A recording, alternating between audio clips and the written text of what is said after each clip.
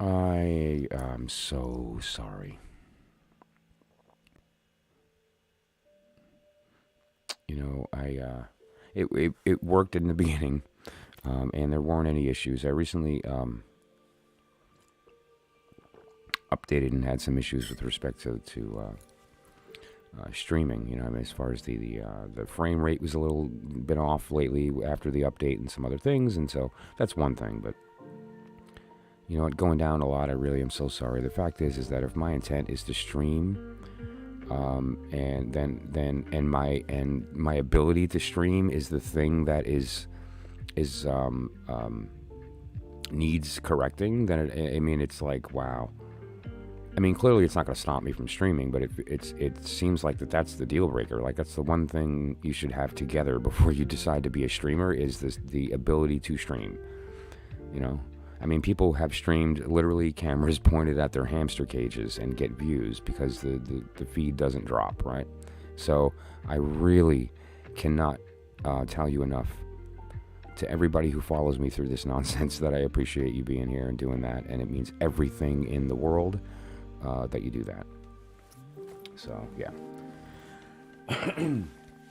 Every time I try to grab that mask, the stream drops, and that's not a joke. Luana, how's it going? I'm so sorry. Kenton, I'm sorry. Missy, I'm sorry. I don't know why it keeps happening. I've gone through all the steps on my router and everything that you can do other than just replacing the thing, and I plan on doing that soon. It's just, you know, timing is a thing, and you know, we just have to kind of be open to that and just keep going, doing what you have to, and then, you know, it happens when it happens. And so I'm open to that. So anyway, that mask, I don't know. I mean, obviously I know enough to know the mask is not dropping the stream. But the mask is dropping the stream. And every time I go to grab it, it shuts it off. So I don't want to grab it, but I want to grab it.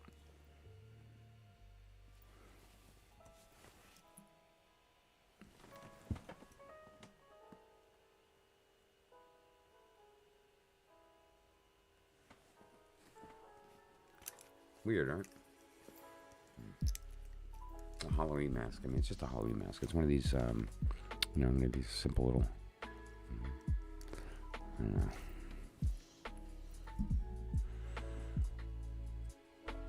know. Yeah, curveballs, screwballs, fastballs to the elbow.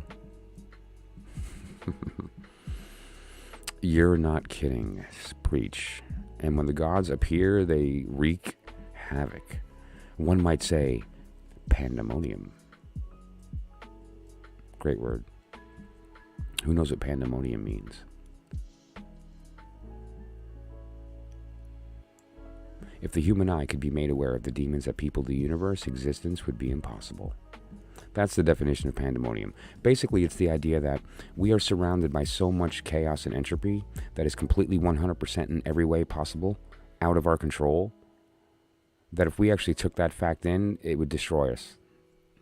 And so, you know, what a great opportunity, because my favorite thing to do is to destroy selves, to destroy pain, to destroy the things that, right? And so what a great opportunity. Maybe we should recognize that fact. Give in. You know what you get when you lose everything? You get one thing back. Whew. Good stuff. So, you know, what am I supposed to do, people? Should I try to grab the mask? When is it cutting out? Just to be clear, because I have no idea when it cuts out. I look up and it says reconnecting, and I'm like, son of a minyum. So at what point does it happen? Was I able to touch it yet before it went out? Like, at what point did the stream drop? That's an important factor here. I mean, again, I'm stretched. Obviously, the mask is not dropping the stream because, you know, masks don't drop streams.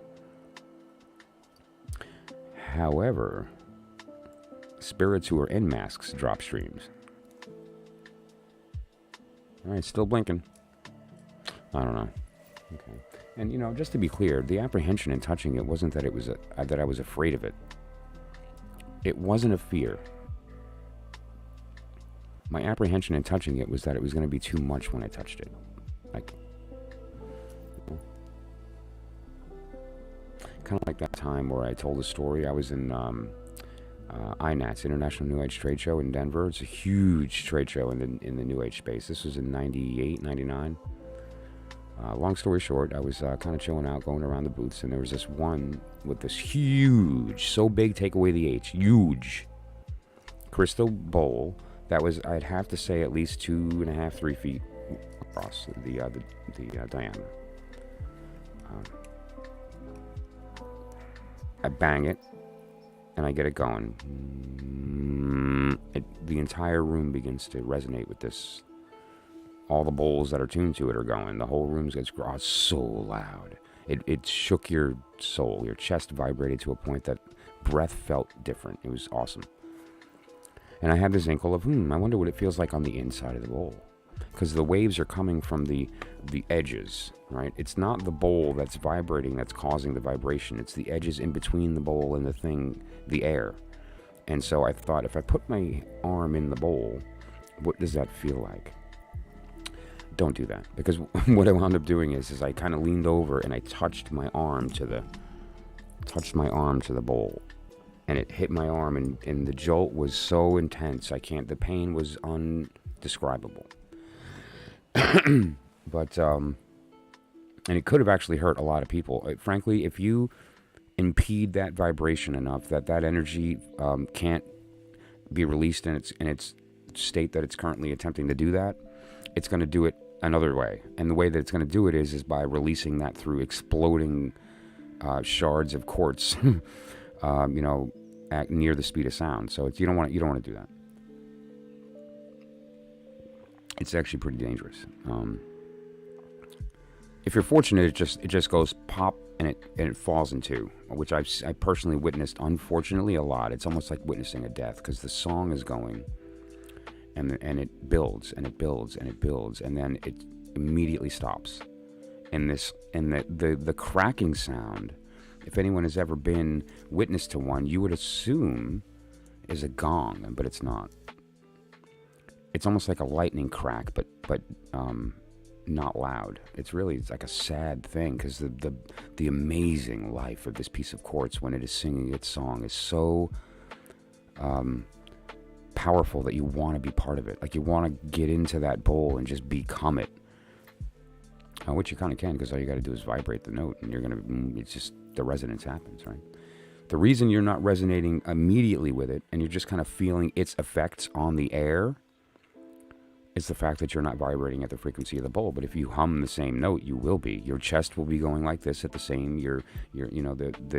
All of the pipes that are participating in that hum will be in resonance with the bowl, and that's huge. So, that's what I should have done. Past self, don't touch the bowl, hum with it, dummy.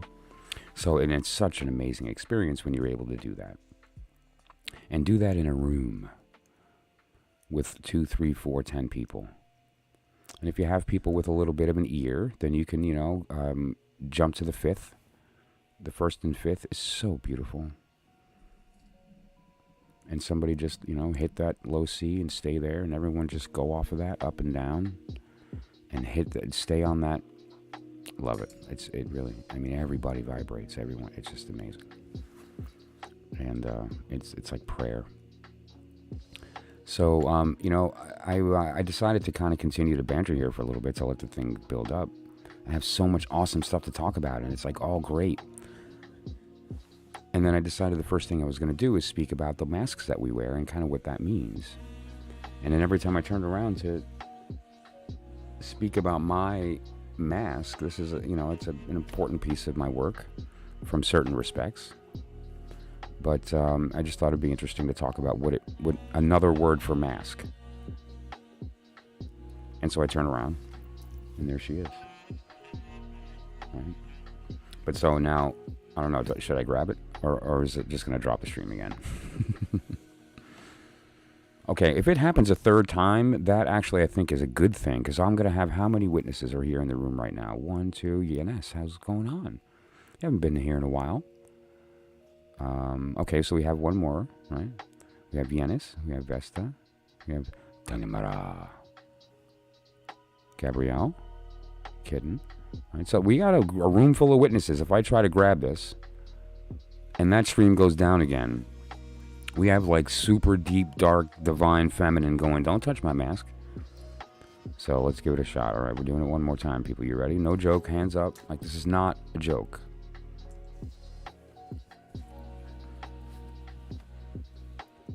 Okay, here we go. This is so dumb. I'm just going to grab the mask. The stream's not going to go down.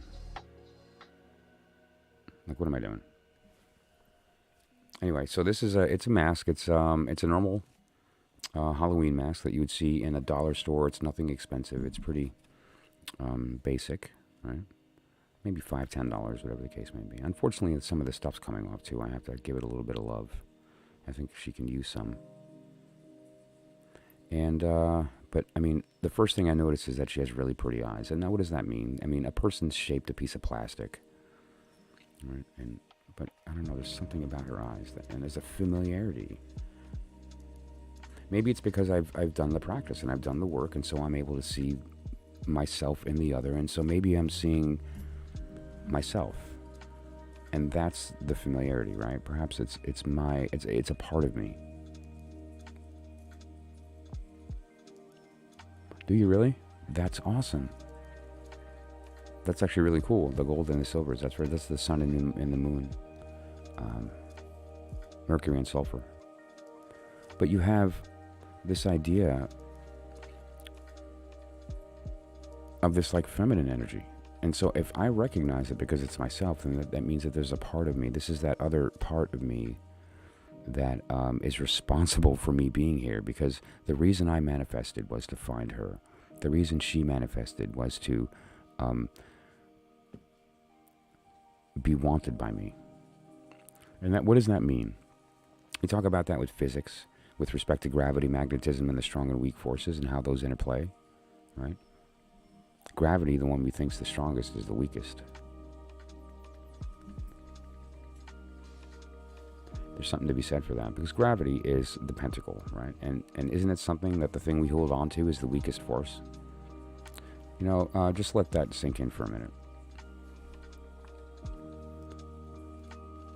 And so, I mean, far be it from me to be put in the position to witness the possibility, because I have two words that are perfect words for another word for mask, and one of those words is possibility. And now, how do I get the word possibility from a mask? Because this is just a mask, but you know what else it is? It's a cup. Why is this a cup? Let me put it out there to the chat. I'm just going to put this down, sip my coffee, and I'm going to ask you, why is this mask possibility? Why is this mask a cup?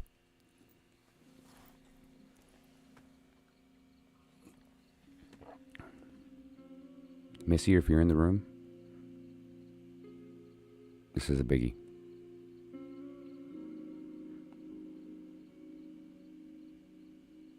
We're going to get there, Yanis. We're going to get there.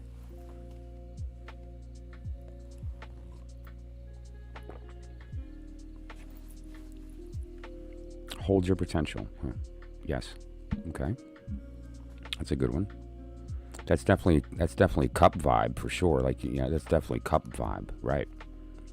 It is a cup, but it's a transient cup. It's going to change. It's a cup because it's waiting to receive a face. It's waiting to receive an identity that doesn't want to be seen.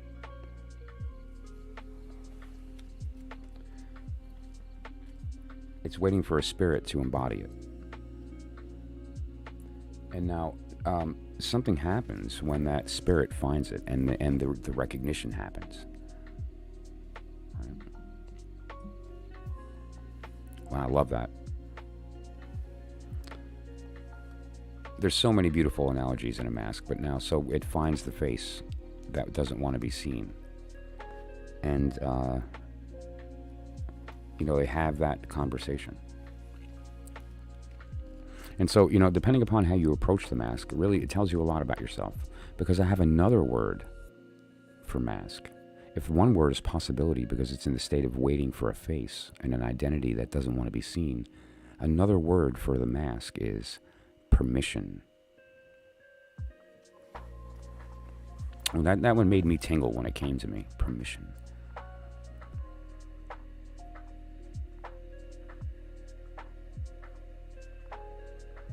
What's the line?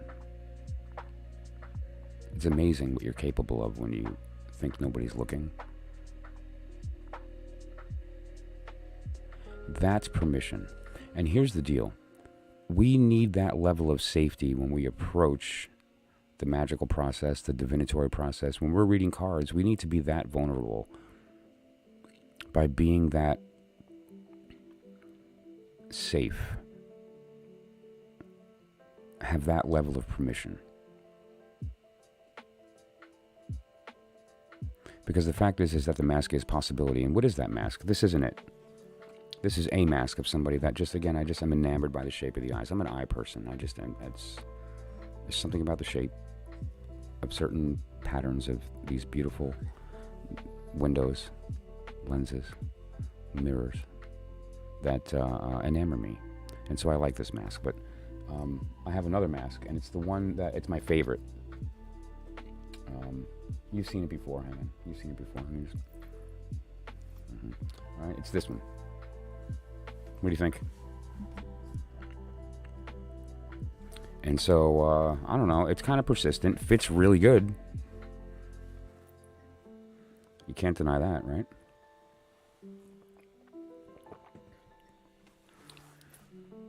And now there's two sides of a mask, right? There's the one on the outside, and then there's the face that it's trying to hide. And so inside, there's this face that, up until a certain point in my life, was hiding, and willfully, from a lot, like all of us here. All of us here had something that we wanted to hide from. Oh my God, you just threw me off. And we have to face that, right? I mean, you know, and we don't have to face it publicly. We don't have to face it at any particular time, but we do have to face our darkness, the things that we are running from. And when we do, we recognize that we get to create the next mask. We get to actually form it and build it, and because now we recognize that it's two things, right? It's not only possibility, but it's permission. Permission is everything. Give yourself permission to feel love. Give yourself permission to feel joy. It's okay to say, I'm not okay. It's okay to say I am. That was a huge one for me. Being okay to say you're not okay, that's old news. That's so 90s. Don't fall into that trap. Be okay with saying, I'm all right. I feel kind of good and confident. I'm not in pain. I'm okay with the fact that this thing keeps dropping and I can't turn my rock to tell my little story of dying. You know, it's like okay to be okay, and you have to give yourself permission to receive a little bit of light. You know. And so masks give us that permission. You know, some people, like, they're too cool for school. I know somebody like that. He's so handsome, too. Good-looking, strapping kid. He's a son of a very close friend of mine. And actually, he's like a brother more than anything to me. He really is. He's bigger than me, and he's half my age, which, you know, that's most people. Great personality, smart kid, but he's one of these, like, he refuses to smile in pictures because God forbid somebody saw him like experiencing joy, like as a whole generation where it's, I mean, I was there, we were all there when we went through our angst crap in the 90s and whatever the case. If you're my age, it was in the 90s. If you're younger, you're going through it now, or you're gonna go through it, or, you know, you just went through it. But, you know, that was a phase, and we were pretending. So come on. You know, and there's some very real people that I've come into contact with in this journey, that are authentic people, that are just doing their thing, and you know, are open to all kinds of fun stuff. And when you're open and you start to see the truth, this happens. Because, you know, the gravity is the weakest force, but magnetism is really strong. And look what happened. Right? And all this is saying, okay, well, there's something here, and the more that are here, the more that grow, the more that together are able to chime in, add to this, put it in a language that you understand. There's so many ways to speak the truth.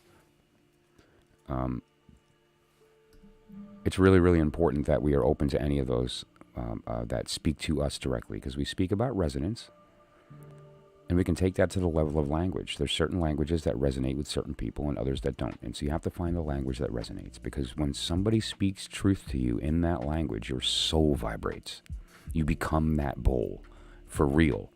And there's been people here who felt it, right? We've gone to the point where we've spoken the truth to each other, or you recognize yourself in me, and you accepted me into you, and I accepted you into me from across time and space, and you can feel it. It's a real sensation.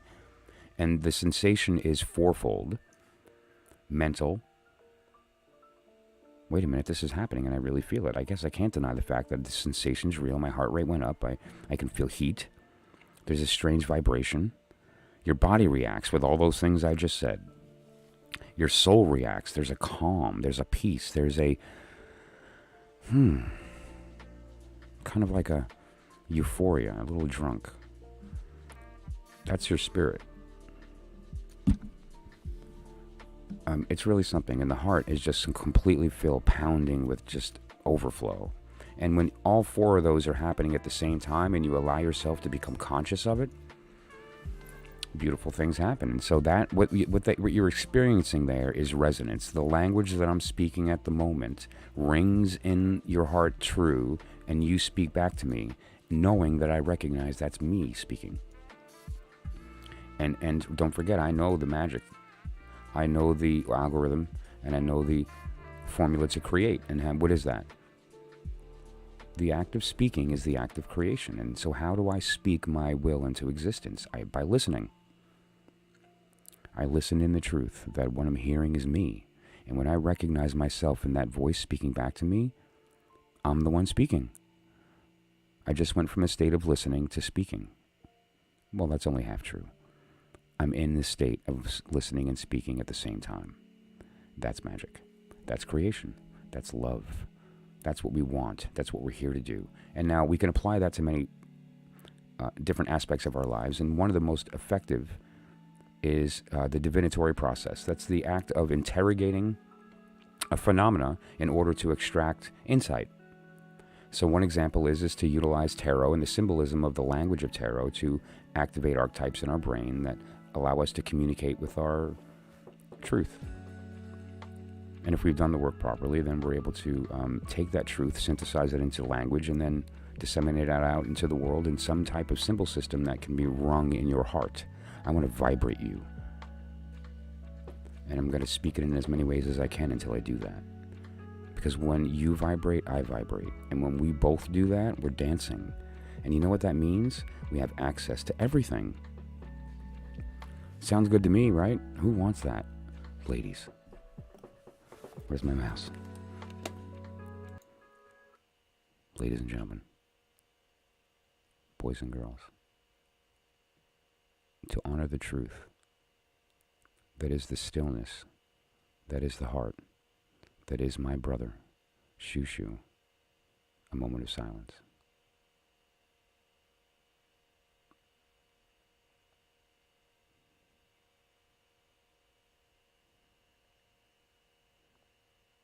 I love you, my brother. So, it gives us a lot of opportunities. We can also do things like, for instance, embody things, embody each other, embody the tarot. It gives us the ability to unlock other systems because we know this vocabulary. And when we really realize that what we're doing is we're complicating archetypal energies. And so that's why I mentioned that the I Ching is such a beautiful, elegant example of this one truth, because it's really just two components playing that unfolds into all of manifest reality and possibility and probability. The tarot is a much more complex, entropy-laden version of that, and thus it gives us access to a more granular interpretation of that unfolding, our minutia. And when we decide that we want to integrate that language, something very special happens. We realize that archetypal language gives us access to every symbol system. This little dish, due to the fact that I picked a certain number, here's the number that you have to pick. You need 4 of each or 6 of each color and 4 colors. Okay, 6 of each color and 4 colors. And that's going to be the basis of the work. Those are the periodic table of elements. The small cards, the court cards. Then there's these 5 beads that are larger. Right? And what these are the 5 elements, right? The 4 elements and then spirit. We've seen this represented all over the place, you know, and the most prominent with respect to the work that I do here is most elegantly displayed in the Rose Cross of the Rosicrucian diagram. That is really just the, it was so elegantly put by Milo DuQuette that I have to steal it. It's the table of contents for the tarot. I love that. Thanks for that, Lon. This symbol is exactly that, although that's really the table of contents for you. But if you'll notice the pentagram on the top there, there's those symbols around the outside. That wheel on the top represents spirit. All right, and so if we use that as a correlation to what we're looking at this beautiful little package of beads here, we can say that this top bead represents spirit, and so the beads that surround it are influencing it.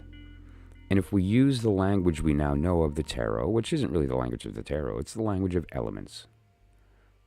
It's the language of alchemy, I Ching, Kabbalah. It's the language of love. It's the language of poetry. It's music, art, the totality of possibility that can be perceived by the human being. And so we can take that and apply what we know in the tarot language. The blue beads are water in the cup. The silver beads are air or the sword. The red beads are the wand or the will. And the green make manifest the pentacle. There's various other systems here, right? Feminine. Well, obviously the cup in the blue is going to be the feminine energy of the reception. And then we have the pentacle, which is the product. And then we have the masculine energy of the sword and the wand, right? So we've got the polarity, gender, tarot suits, strong, weak, nuclear, gravity, magnetism. We have solid, liquid, gas, plasma. We have the basically any quaternary system is built into that right away. Also, and this is very important why I chose 6, there's 6 of each color, thus giving us access to this system to derive hexagrams of the I Ching. It allows us to access the I Ching as well, with a very similar mathematical probability to the coin method. Okay, and so I don't use this in magical working, but it's absolutely effective. And anyone who's seen me use it here on the show here knows that it works. So it gives us access to the I Ching. It unlocks the I Ching and unlocks the tarot. It unlocks the Kabbalah. Different conversation, but I'll just point out a very interesting and beautiful, elegant fact that we have the 3 petal in the inside of the 3 main elements, and then just it goes from there, right? It's all there. It's all there, I promise. And now let's do some counting. There's 6 of each times 4 colors, right? And so we know there's some holy numbers in my world. And a lot of the worlds of the people out there, right? And one of those numbers is 31. And why is that? Well, there's the 22 letters of the alphabet plus the 10 emanations, right? And that's 32. So it's 31 plus the Fool, who is valueless, right? So 31 is this number of everything else other than the Fool, which is a beautiful dichotomy of what we're experiencing right now, because that's also us. There's you and then everything else. Which is a lie. And so it's a beautiful holographic representation of creation, of the story of your creation, of the unfolding of your entire story written. It's all there. And it can be applied using various methods. And so one of my favorite methods is to shuffle it, just give it a nice stir, right? And then leave the beads in the dish and just read them as they stand using the elemental system that I spoke about, right? And so that's one way to do that. Another way is to pick 2 and then derive a court card and use the system of the deacons to develop the story. Highly powerful magic. Highly powerful. That's the kind of thing where the mojo that comes out of that is really, and again, maybe we'll do a demonstration of it. It's kind of a long spread, and it's really intense. And what happens is it's hard to describe, other than watching somebody's eyes wide open when they realize they're hearing their story spoken. It's something else. Their heart vibrates, right? It resonates the truth.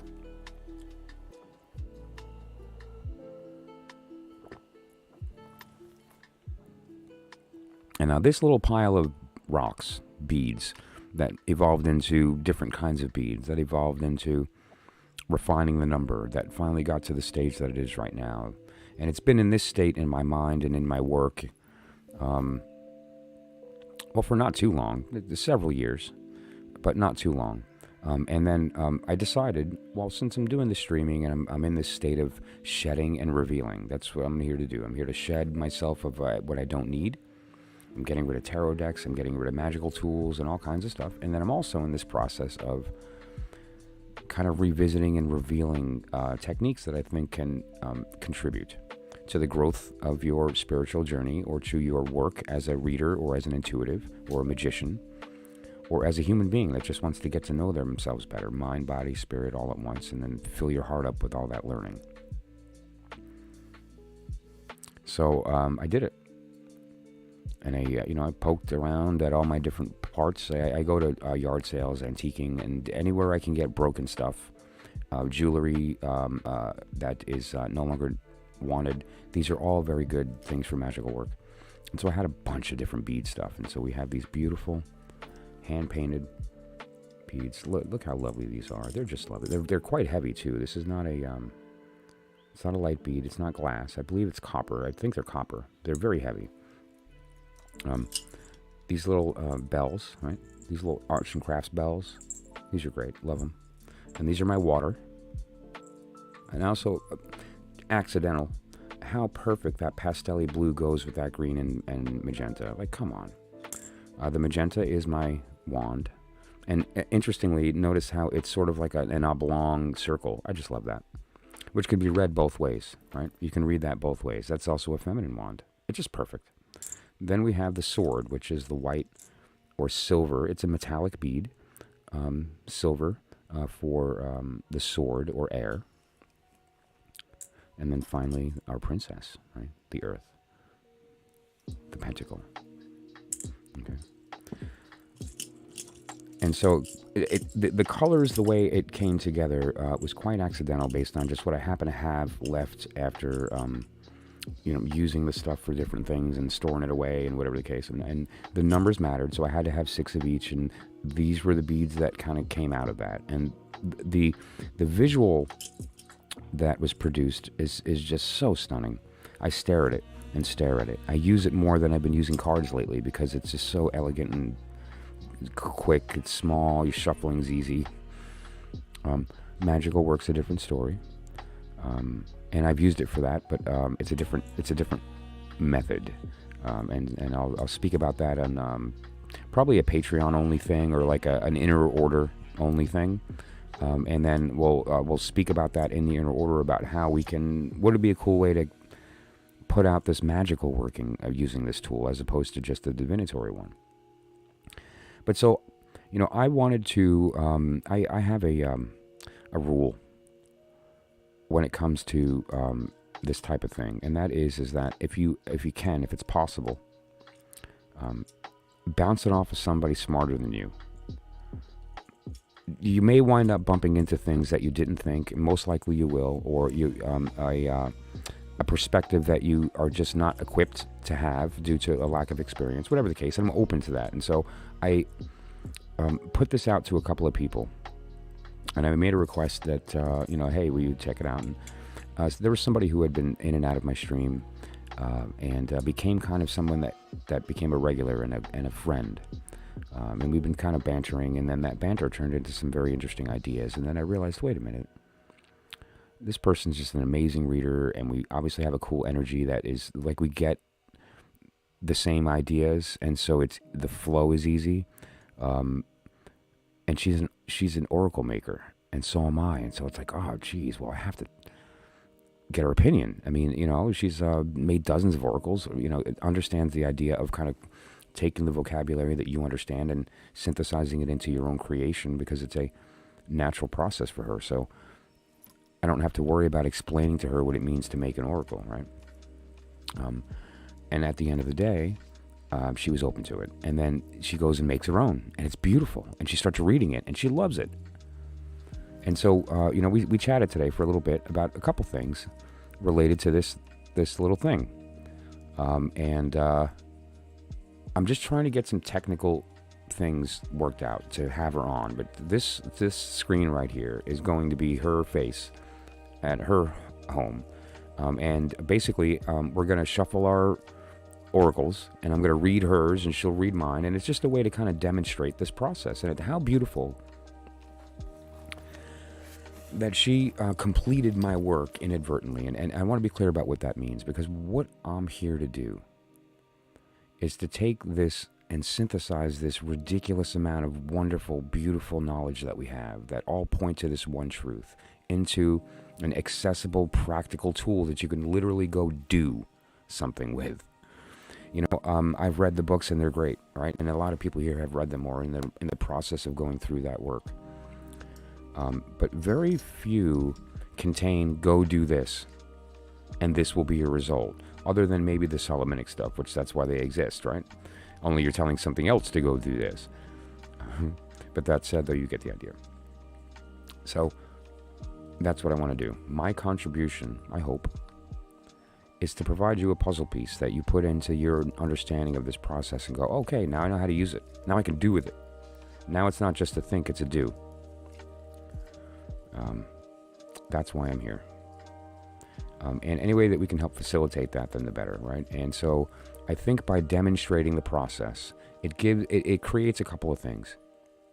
First of all, when you see it work and see how it works and how to use it, it's no longer a mystery, and it's something that you can wrap your head and hands around. And secondly, it's proved. So you don't have to think, okay, I wonder. When I first approached the tarot, it was a mystical experience. Still is. It's now it's really mystical. Now it's religion. Now it's truth. But it was a mystical experience, and I wanted it to be a lot of things. And thankfully, it lived up to a lot of those things I wanted it to be. But my approach was very unique compared to the way it is now. I didn't expect what it is. But it gives you access, and that's what we're here to do. But the access that it gives you is almost grounded. It keeps you in the symbol system of the unfolding. When you're looking at a tray of beads, there's no anthropomorphization, there's no personification, there's no expectation as far as the symbolism. You're forced to use another language system. And when you do that, you start to access archetype. And when you do that, you start to communicate without the things that you don't need. And so you speak truth, you hear truth, and you unlock what Eliphas Levi talks about, and you unlock that sort of universal knowledge that just pours from you. And not only knowledge, understanding of it. And so it's going to be a lot of fun to have this person on. She's here, right? Tanamera. And she is going to reveal hers on the channel here. And she showed a couple of things, that some of the stones are beautiful, and her approach is really quite lovely. And I plan on doing something interesting here. I thought about this, that there undoubtedly are going to be people that are going to use this. And so the first thing that I want to do is to just drive home how to make one, so you can go out and do that. Okay, and it's there's so much fun. So here's the calculation. You're going to need 6 beads in 4 colors, right? So you're going to need 4 blue beads, or 4 water beads. You're going to need, or 6 rather, 6 water beads, 6 fire beads, the wand, 6 air beads, 6 earth beads, 8 millimeter. It's a good size. They're all going to be around the same size. It's a very standard size bead that you can find everywhere very inexpensively. You can go whatever you want. I like semi-precious. just because there's an energy in the fact that that's a living crystal, right? These are not. None of these are semi-precious. These are copper, metal, but otherwise these are glass, and this is maybe aluminum, right? 8 millimeter. Now, the larger beads, and it's important that they're larger, because if you're using them for elemental work, you want to make sure that you see the difference in the dish, in the tray, right? You can definitely just at a glance see what the position is, so you know that you're looking at the air, you know that you're looking at spirit, and so forth, right? Water. And so you want there to be a distinction. And so one of the distinctions is obviously size. And so now these are 12. Okay? And so these are 8 millimeter, these are 12 millimeter. And what a beautiful equation, right? 8 and 12, just gorgeous. I just love that. If you follow that number, they'll fit nicely in a 4-inch dish. And a 4-inch dish is a nice size, I think, that it's not too cumbersome. It fits nicely on a little book here on my desk. This is just a doily that I had for something else that someone had given me, and I could put it on top of here and, just put this off somewhere, whatever the case. But I thought, I want to produce these. People are going to want them. People are going to make them. I know a few people here that probably already have, and if you haven't, I know you're going to. So go out and make one. And this final piece in the middle is just decorative, and what it is the 3 elements. The 3 mother letters, Aleph, Mem, Shin. It's the idea of the Fool, the Hanged Man, Judgment.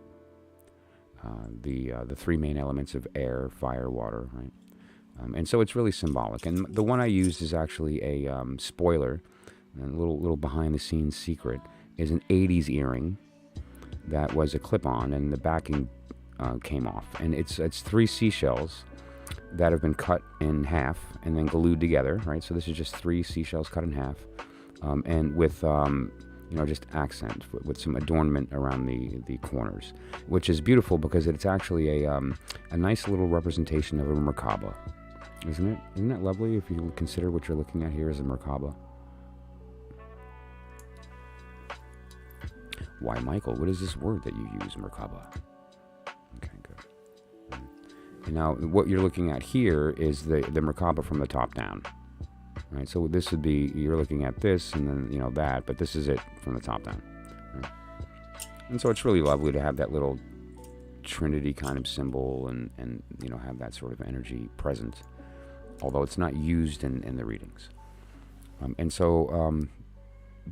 Matana Mera went ahead after the conversation and decided to put up a whole video about how excited she is about doing this collab, and I agree. I cannot wait to go through this thing person to person, going through hers and hers going through mine, and reading each other's oracles, and more importantly, sharing the fact that this is so easy to make on your own. And if you decide that you don't want to do that, or you want me to make you one, I'm happy to do that. And here's how I've decided that I'm going to do that. It's all about the integrity here, and I obviously feel like I should be compensated, but more importantly, I feel like that you should be part of the process.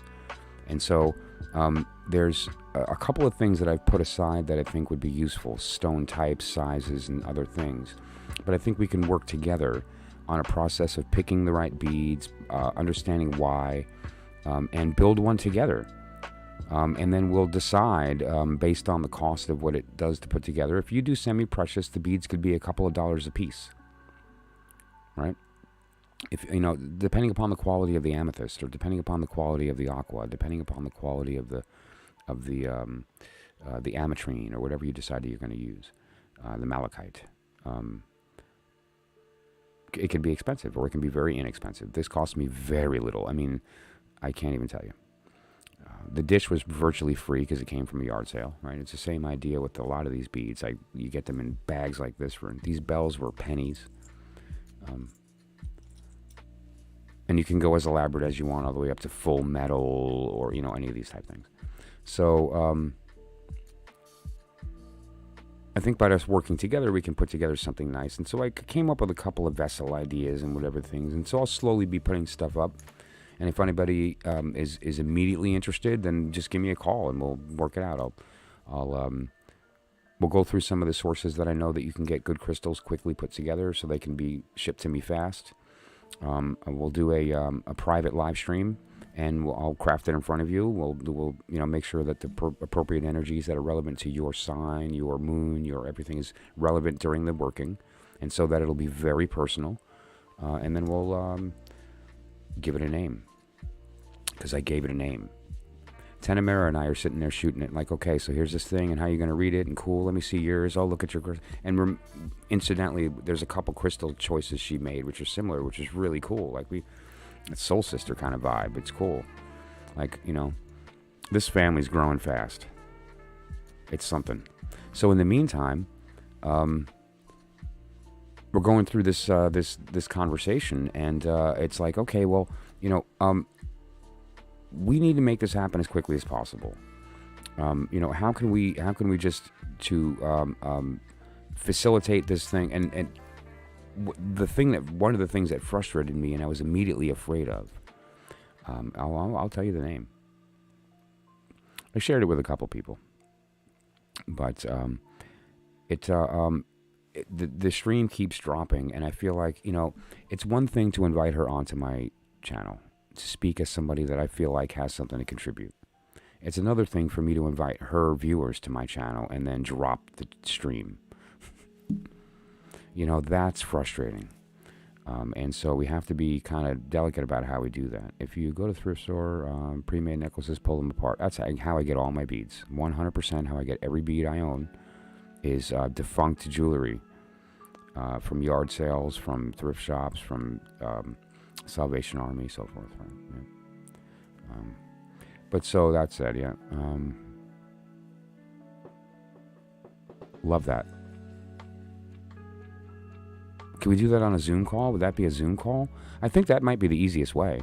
Is to just, since it wouldn't require any of this, it would just be a matter of you would really just need this and this, right? Or really this.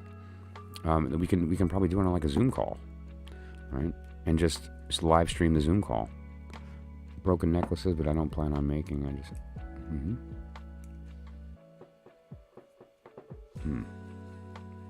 But that's the point. And again, the whole goal here is to keep putting out ideas of ways that you can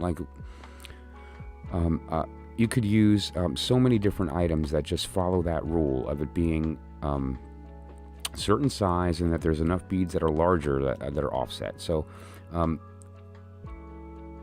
make one and play with it.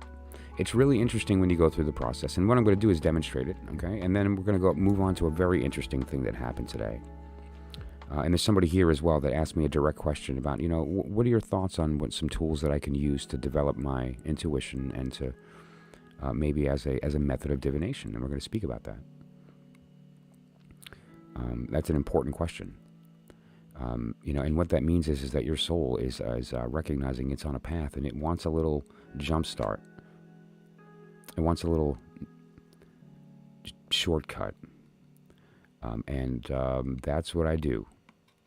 That's what I do. My goal is to take 40 years of whatever it is that I've been doing. I was about 6 when book 4 came into my life. And synthesize it into a way that you can just take that and use it and not have to do that 40 years. And so we're going to talk about that a little bit. And one of the ways that we're going to do that is we're going to use the language of tarot /element /polarity gender the dance. And we're going to tell some truth using this. And then we're going to use the tarot, and we're going to look at the difference. How does that feel, right? What language does it use? What's the accent? What are some of the things that we feel like we might not be able to ask this? And then we're going to look at this beautiful piece of visionary art that happened today. And what it elicited. Something very interesting came out of that shortly after. And then something else that happened shortly after that I didn't tell the person that did the visionary art that was related. Maybe I did? Did I tell you? I don't remember if I told you. Anyway, we were talking about Visconti Sforza, which I don't know, maybe, might be. But I saw a different deck today that had a red and black back. Anyway, we'll talk. But very, very interesting. So when I get back from the break, we're going to discuss that as well. Okay, wait, yeah, penny ago, next wise one. Okay, let's...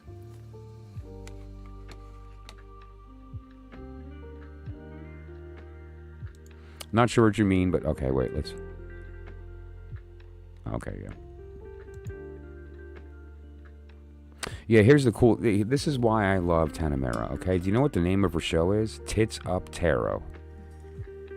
You know, if I'm up here talking, and I am a divine masculine, if I'm up here talking about divine feminine being my goddess, you know, it's important that you allow divine feminine to be the one speaking, right? And there's plenty of people that are going to be up here. There's everyone that has engaged with me in this process is reflecting that, is in their divine. It's an amazing thing to see. They understand what we're talking about here. That's why they're here. That's why you are here. And she gets it. And her interpretation of that is quite beautiful. If you haven't been to her channel, check it out. Sorry I forgot to link it in here. And so if you want, put your channel out in the... link your channel in the chat. And I'm so sorry I forgot to do that. I'm a bad patron, and I'll fix that. But so you get the idea, right? Oh yeah, no, it is. And it's great. I love that. And so it's exactly... Isn't that exactly what we need here, right? I believe it. I've been there. I know that you know that I know. And I want other people that have that level of understanding of their selves, of their identities, to reflect that feminine energy right there. And to show it to everybody. So awesome. And her and I, if you haven't been to her channel, you're going to see this, are complete opposites. Love it. Not so much as you'd think, actually, but we are. In a good way, in the right way, right? And so I really look forward to doing that, and it's just a matter of me not being afraid that every time I touch a mask, my stream drops. I know, but I want to look at her because the eyes are so pretty.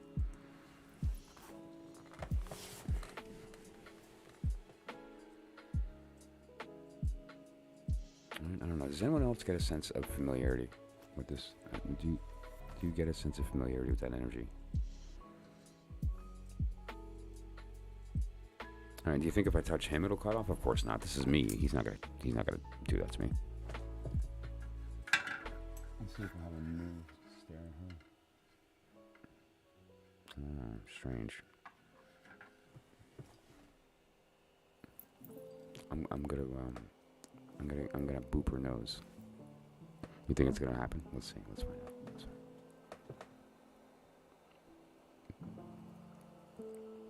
Boop. Okay, wait.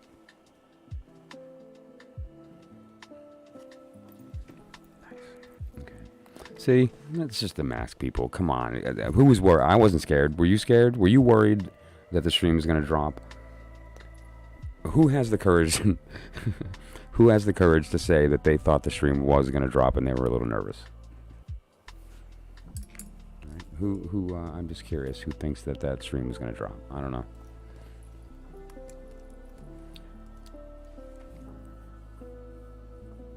It's time for coffee, and then it's time for toys. And the first toy we're going to play with is your mind. I'll be back in the speed of Carrick.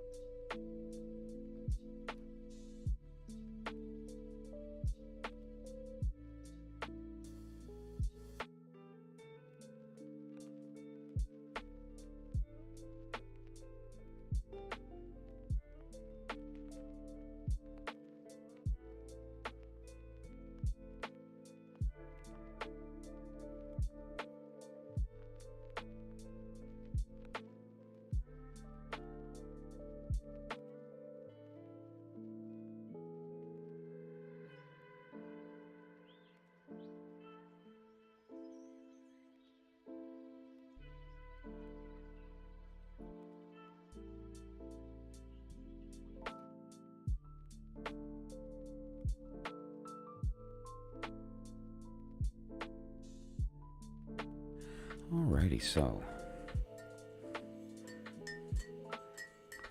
today was an interesting day. There's a lot of synchronicities, which happens, right? You know, once you make the decision to walk on the path, there's no getting off of it. It's an interesting thing, because once you step off, you never step off. You think you have. And all these interesting karmic energies come your way, and these torrents occur, and these probabilities exist inside of those torrents, and they just come into your being quite readily.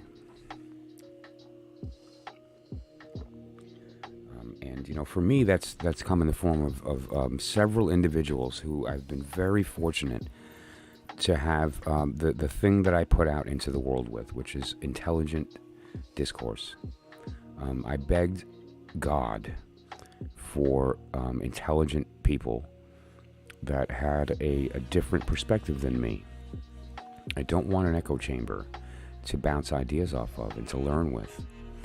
And I was given this amazing group of people, and some of which that have been very generous with themselves in some of the conversations that we've had, and very open and very real. You know, one of those people is an artist. I just want to be clear that what you're going to see is not a masterpiece, right? What we're looking at is visionary art. And now, what she did was a sketch to jot down a dream. So I want to be clear, what you're going to be looking at is almost as if you're looking at the drawing of a child, right? And that was the intent. Get it down fast. Make sure that you get the form right and the colors so that you can use it as a means of recollection. That's all that this was meant to do. So this isn't a visionary piece where you look at it and go into it, although I did. Big time. But we're going to go through an interesting exercise, because what she wound up drawing is for somebody out there to witness and to experience and to know that it's a message for them. And I definitely experienced that, and I'm going to share it with everybody tonight. And I'm not 100% sure if I'm supposed to or not supposed to reveal who this is. And so I'm going to say no, unless they happen to reveal themselves, and they can do that.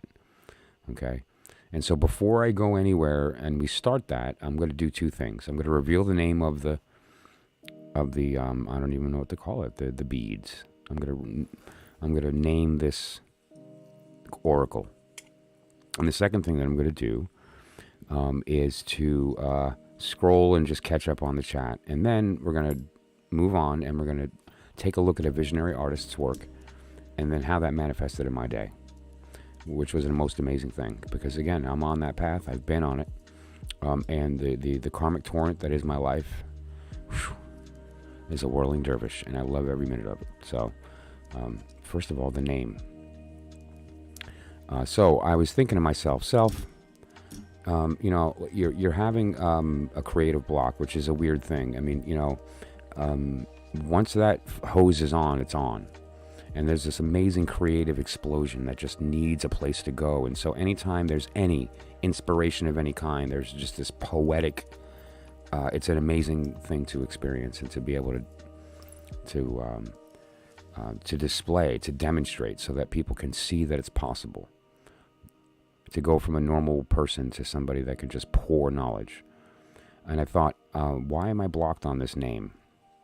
I want to name this oracle. And I thought, okay, well, let me do this. If you're trying to create, you need to engage in another. The work of intuition is alone. The work of creation requires a second, a partner. Magical partners are very, you know, popular idea. You know, John Dee and Edward Kelly are the most popular, and look what they did. They invented Enochian, right? You have Aleister Crowley, Lady Frida Harris. Like, look what they did. Are you kidding me? The Thoth Tarot people. Wow. You want to talk about a magical union. So I thought to myself, all right, well, let me just bounce it off of an oracle maker that I've been chatting about, you know, whatever the case with. Maybe she has a perspective. And so I was in the middle of hitting the button on Messenger to ring her. And the name came to me. Before she even picked up, it just bing. And then I started typing to her because her call dropped. Like she didn't answer. Although we were just chatting, and I thought, oh, let me hit the button. And you know how sometimes you're chatting, Are you one of these people? You're chatting with somebody and then you hit the dial to call them and they don't answer and you're like, oh, I don't know. I don't like to thumb. I'm not a thumber. I hate typing. I'm a voice person. You know, I just want to hear you. And you can get so much information out speaking than type. Anyway, so I started typing and I just typed the name and then she answered. And so we had the conversation. So the name is, drum roll please, Pearls of Wisdom. Our story told in stones. Let me just type it in the chat because I don't know. It's just, you know, it's different to hear it than to see it, right? So, Pearls of Wisdom.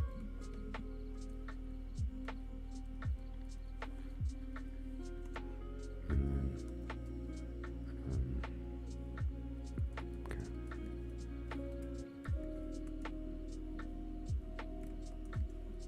Now, I originally had thought our story told in stones to imply the idea of speaking, right? And how beautiful is that? But instead I took it out because I recognize the reality is that what we want to do is we want to elicit the understanding that we're doing both, and which one we're doing is up to our perspective. Am I listening or am I speaking?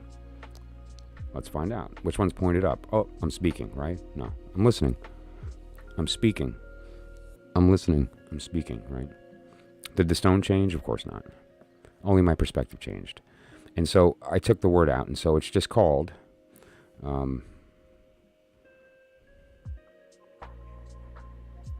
Pearls of Wisdom. Well, there's a space in there.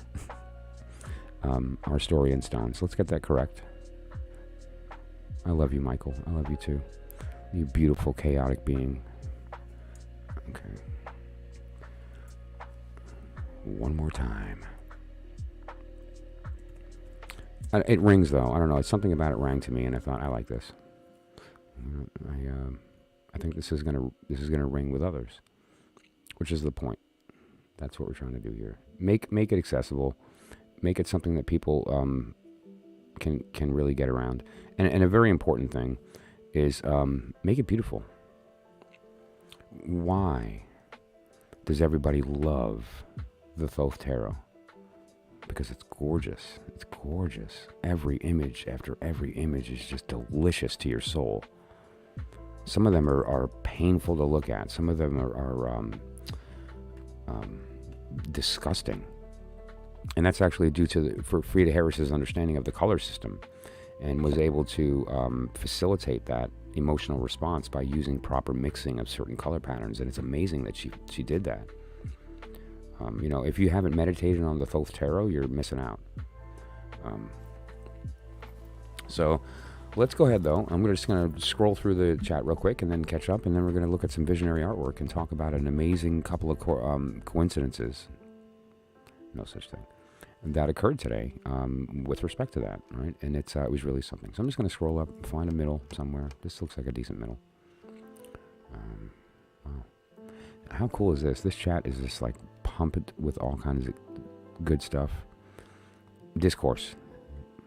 Discourse was 50% of my will when declaring it before putting the channel up. Conversation. Agreement and disagreement. Mutual respect.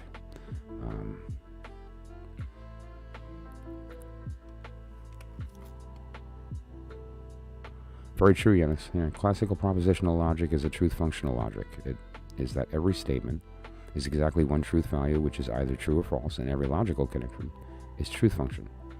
And it's also, you know, that manifests in one step further, which is a very beautiful idea of the every two has a third. Another way of putting that is the complementary opposite. And what we recognize is that there's opposites and complementary opposites. And complementary opposites are the vehicles by which we annihilate. Black and white together annihilate into gray. Right? Color and black and white annihilate into shade and value. You know, you and me annihilate into everything. And so that's the idea.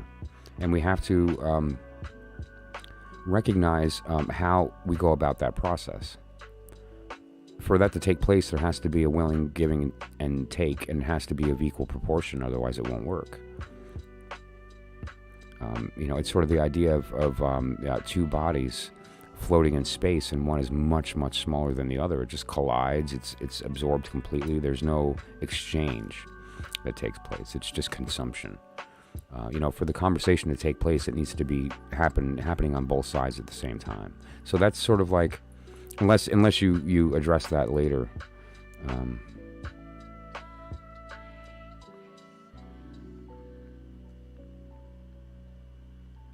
The path for one person follows is not correct for that's right. Well, not only that, but we don't even have the capability of walking somebody else's path, and if we think we are, then we're mistaken. Further, to speak the truth openly, there is no path. We're already there. I originally had 6 of each of mine, of the smaller. Now I have 14 of each. Cool. Awesome. So you're ready to make a bunch more. Yeah, well, I stuck in my wish list on Amazon a box of semi-precious 8mm beads in every color. For the 5 elements, I picked out really nice wooden black and white spirals. So very much like the Descent, and I'm always talking about all that with my fancy. Okay, Shusha, you ready? We're gonna be looking at some spinny things. So the idea of the vortex and that whole concept is very elegantly displayed in that idea of a black and white counter-rotating wooden bead. Love that stuff. And so I've considered that as well. And the dish that I found, this dish is an antique. I'm not going to find it out there. It's antique Indian brass. However, there are some really nice antique brass, or antique-looking brass vessels that are square and tapered. They're quite lovely. Very similar to actually with Tanamara has. Well, you're going to see hers. And go to her channel. Did you put your linking? Put it in my comment. Put it in the chat. Tell everybody. And I'm so sorry I didn't do that. And I will. I'll correct it when this stream's over. But she has a very nice vessel too. Hers is round, but it has the same idea. And I love it. It's really pretty. I'm actually a little jealous. Hers is a bit big. But that's just by virtue of what she had. And I'm sure she'll... as she develops these and builds others and sells her versions of it and gets ideas from people and whatever she does, that she'll have a refined version. In a year, she'll have a version of this that's going to be so beautiful and elegant and represents her visually. It's going to be her visual tool, and it's going to look nothing like this, right? Well, I found a couple that are squarish and very pretty, and they're in that size range. They're about 4 inches across on the long way. It's square, so we're talking about the hypotenuse. And it's a 4-inch across. Not so deep. It's nice. It's about this size, but a little taller because it's got a lid. And so I consider those, right? And it's just going to come down to cost, right? So the vessel could be maybe $15, $20. The crystals may wind up being $20, $30, right? It just depends. And if we do glass or plastic, I mean, you could put something like this together for $10. If you want to get Techno Wizard, like Technocracy, like Shadowrun, I would say go to like a Radio Shack, and why don't you make your pentacles out of transistor, resistor, capacitors? You can use LEDs, you could use button batteries. Discharge them first. You don't want acid on you, but you get the idea, right? And so there's fun ways that you can. It doesn't have to be glass beads that are pretty because it looks nice and the colors are pretty, and it can be all angular. The point is that you want there to be, and this is the important point for intuitives in the room. Don't trust yourself. So don't give yourself the opportunity to pick the answer, right? You don't want your body to be able to detect too much what you're touching. You want to kind of keep it random. And so as long as the parts aren't too distinguishable, you're going to be fine. And keep them small enough that they'll fit in the dish. That's all. Right? Let's keep going. Now, I don't know if the person who I'm going to be speaking about's artwork is okay with me revealing them or not. So if I don't see that, then I'm not going to do that.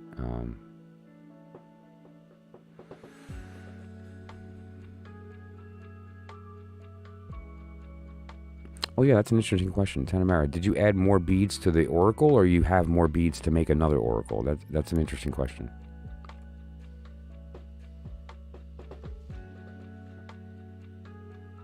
Oh, you added more. Okay, are they even? You can't add beads unless it's even.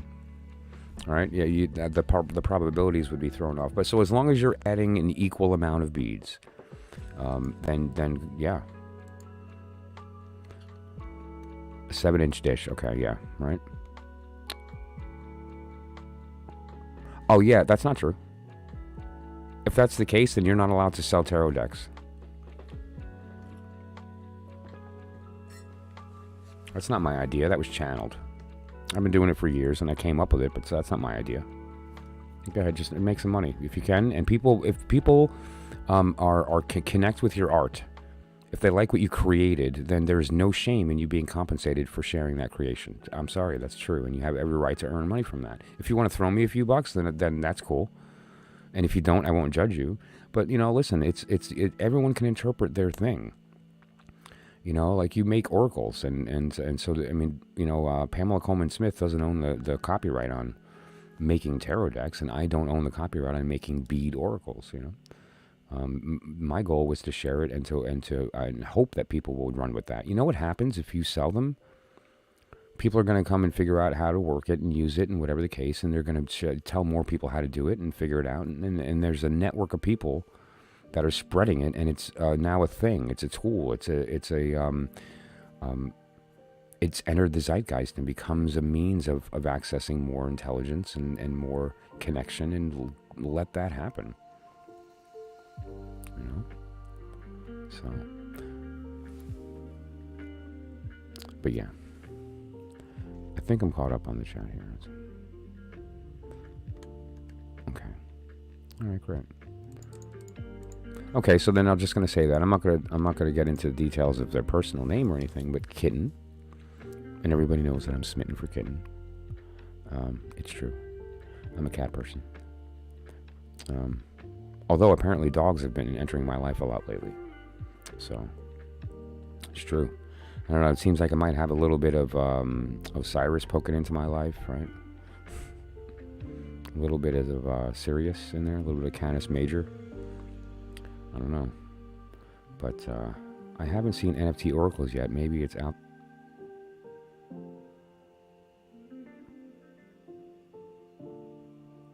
Oh my God.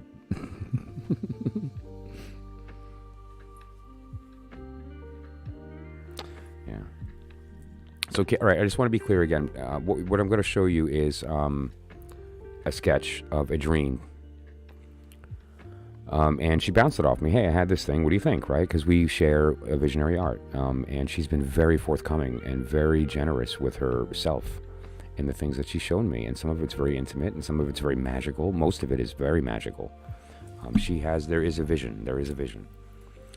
And she also has a beautiful ability to sort of unlock my stuff, which is neat. There's a few people here that can do that. And so she showed it to me, and I started thinking some things, and I thought, because I've done the example here of my camping gear where I have my sword and cup and wand, and it's a fork, knife, and spoon, right? And the pentacle is the thing that we're eating. So a wand isn't always a stick, right? A cup isn't always a vessel that you put liquid in. That mask was a cup because it's waiting for somebody to put it on. It's waiting for it longs for a face. It's that idea. So when I looked at it, I thought, okay, well, maybe we're looking at the tools of the magician. Perhaps what she's inadvertently done here is shown somebody's, what's the word? Altar. And it's a very personal depiction of it. And so let's find the image.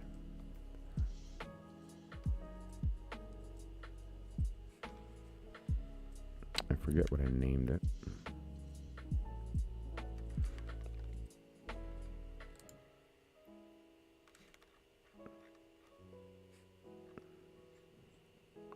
It wouldn't be a Michael stream without everybody sitting around waiting for him to click something. Okay.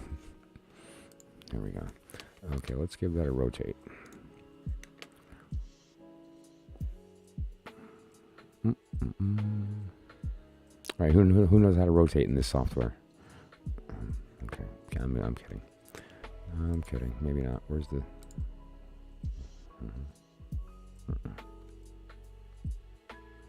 rotate it in OBS. You don't scare me. Okay, so let's do this.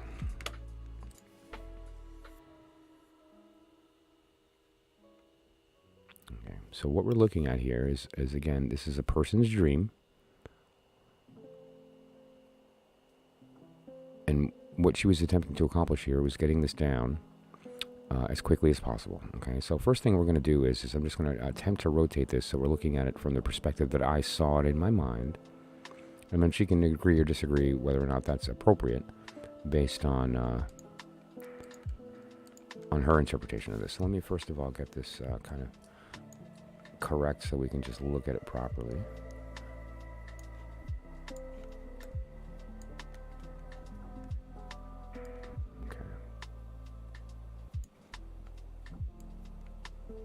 All right, so this is kind of how I viewed it. All right, there we go. All right. So, now you're not a tarot reader if you don't see a cup and a deck, right away. And she had revealed to me, well, you're here, so let's stop talking about her in third person. All right, so the cup, right? Kitten. This is a sketch of Kitten's dream, and then the black feather, a red and black tarot deck. And if you could speak a little bit, please, to your recollection of the pattern on the back of the deck.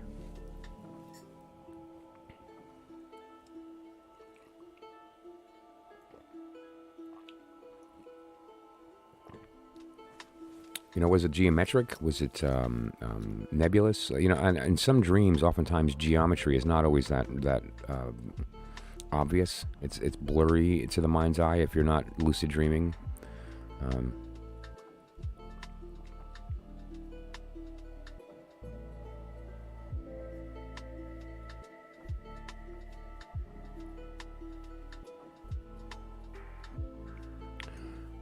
Oh, thank you for that. Okay, yeah. I guess you remember where I'm going with this, right? Okay. Cool.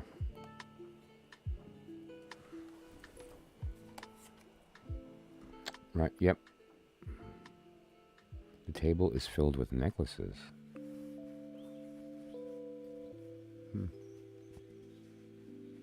Sharp contrast, black and red, like intermingling smoke.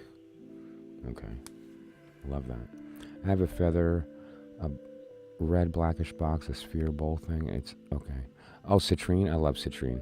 My favorite citrine in my life was stolen from me. It was about this big.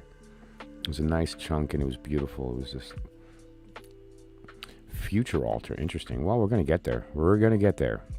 So, let me get Ten of Mirrors deck up real quick in the meantime. Beautiful art, by the way. I love this. I love showing it. Even if it's completely irrelevant to this, it's beautiful. But I don't know. We'll see. It's just interesting, the color pattern. So, we have this conversation, and then I look at it and go, okay, well, the cup's a cup. And then I asked her about the band, right, the dark band, and I forget what you exactly said about the dark band, but basically that it was, I don't know if, was it part of the cup or was it separate? So a pearl necklace, a black feather, the black and red deck, and this cup. And so I'm thinking, okay, well, you know, let's look. The cup's the cup, so fine, and then we'll call the deck the pentacle, because that is what it is. You know, it's the creation, it's the product. And then we have a feather and a necklace, and so now we have to consider the fact of, okay, well, which one is which? Do you really? That's awesome. Well, so do I. And now my normal feather, I have two turkey feathers that I have up on this Michael embroidery thing here, right? That are kind of like the ears of the fool in the alchemical system. But you know, that's a different circumstance. But and I do have two turkey feathers up there, but I now have a black feather on my altar, right? And we'll talk about how that happened. So I'm thinking to myself, then let's assign the tools. Then one of these is a wand and one is a sword. One of these is designed to speak, right? And one of these is designed to be the thing that wants to be spoken. And so I thought it'd be an interesting exercise for us to kind of talk about who thinks what is what, right? And now, as we're kind of considering that, I just wanted to point out this interesting thing that happened. We were speaking, and then we were done speaking, and then I had the most interesting thing occur. My housemate is an amazing individual. She's a 68-year-old hippie, social justice warrior, like just an amazing soul. And she had something that she was doing for her job, or she needed to dress up for the day. So long story short, she was going through some stuff that she had for costumes, whatever the case, and just suddenly comes over to me and says, can you use this for your show? Which I want to preclude by stating she has nothing to do with this. It's that she's like repelled by it. But, you know, and then drops this on my desk. Okay, and I don't even know what to say to that. Okay, this was literally moments, like minutes after Kitten and I got off the phone. I was about to say your real name. Kitten and I got off the phone. So, or off a chat, whatever. Just, why are you dropping feathers on my desk a minute after I just, like, it was so awesome, right? And so I call her back. I'm like, hey, this thing happened. And I show her the picture, and she's like, oh, yeah, it's a coincidence.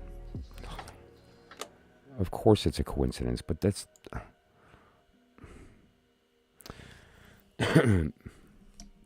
Wonder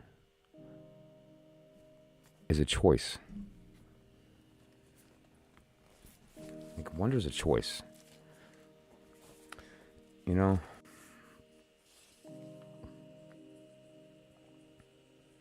That's good stuff. So, one of these is a wand, one of these is a sword. And now, my initial inkle was that the quill has to be a sword, right? Because you write with it. It's communicating. It's in the act of speaking, right? But I wasn't 100% sure about that, because that necklace has thrown me off. And now I kind of tucked it in the back of my head, and I stopped thinking about it because I wanted to do it with everybody here. So what does everybody think about the suits here? What are we looking at? And I want to point out one thing. The cup doesn't have to be a cup. Okay, just to be clear, that mask is a cup. My cup is typically my magical cup, my temple cup, which is behind this candle,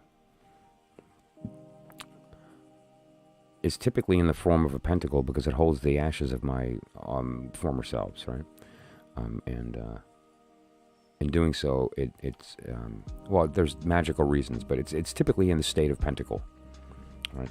And so it's not about that. Just because the form is a cup doesn't mean that it has to be the cup suit, right? And so it's just one of those things that I thought to myself, maybe the feather is representing, you know, the idea of rising, and so we'd have to kind of consider that when we're thinking about what suit it is. There's only a couple that rise: air and fire, right? Water coalesces and falls from air, and obviously earth is, you know, the thing that it falls into. So the idea here is one of these is representative of mass, which will give us an indication of the pentacle. You know, I assigned it to the deck. Air, got to be the feather. Come on, it flies, it speaks. So I'm just going with that is not a wand, but that the feather is the sword, right? And so that's good. So we've got the pentacle, we've got the sword. So now we have to deal with the cup, which is love, and then the wand. Right? And the wand is the will. And so now let's look at that.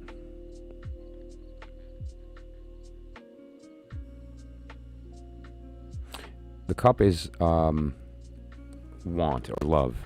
The idea of like wanting to receive, seeking, listening, right? Beads are earth. But here's where I went, and tell me what people think. What do you think? Tell me what you think. There's a lot of intuitive, intelligent people in here right now. I believe that the pearls represent cup because they are putting you in a state of wanting, of being wanted. Being wanted. By adorning, you are speaking, but you're speaking want. Want to be wanted. You're listening for the other to notice. So it's a state of speaking and listening. Very interesting, because the cup is in a similar state. But now here's the thing that she did that I don't think she realized that she did. She adorned the cup. Deck equals wand. Necklace equals cup.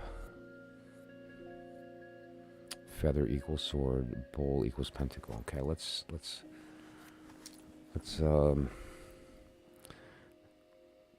at that. The wand is the will. Necklace is the cup. Feather is the sword. I totally get. So you've got the cup as the object, the creation, the result. The cup is the result. Because again, there's this idea that, that may even put the necklace into wand energy, right? Because the wand is the thing that you want, and the sword is the thing that speaks that want. So the quill would be the sword speaking the want of the mind, but no, it's all right. Let's look at the necklace is the cup. What a cup is at its core is the desire to receive, the want to be filled. Right? And so one of those is going to have the want to be filled. So does the necklace want to be filled? Yes. It's a mask waiting for a neck, right? So done. The necklace is the cup. Great. Okay, so then next. Deck equals wand. Deck equals wand. The thing that wants to be spoken. Not the thing that wants to speak. The thing that wants to be spoken. Yep. Okay, great. Feather equals sword. Okay, done. I don't think we have to go anywhere with that. Now, why is the bowl the pentacle? There's some deep wisdom about to happen here. So let's get through the math and figure out why that bowl is pentacle. And Shushu gave us the key here. So, the bowl is the pentacle because the act of... What is the act of want here? It doesn't just want a neck, but it wants a neck to be made beautiful. The pearls don't just want a place to live, they want a place to beautify. Their will is to make beautiful. The will of the quill, love that, is to make that beauty known. Is to speak it. The will of the deck is the driving force behind those two things, the thing to be spoken. So what is the point of decorating the deck? To make it accessible. What is the point of speaking that beauty so that people will see it and notice it? What is the point then of the pentacle being a cup to receive? To receive the beauty, to receive the voice,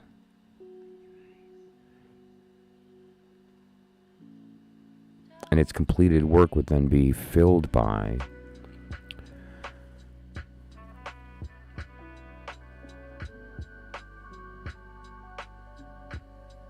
the desire to be seen. It's the desire to be seen. It's basically and it's what this is a talisman for being seen.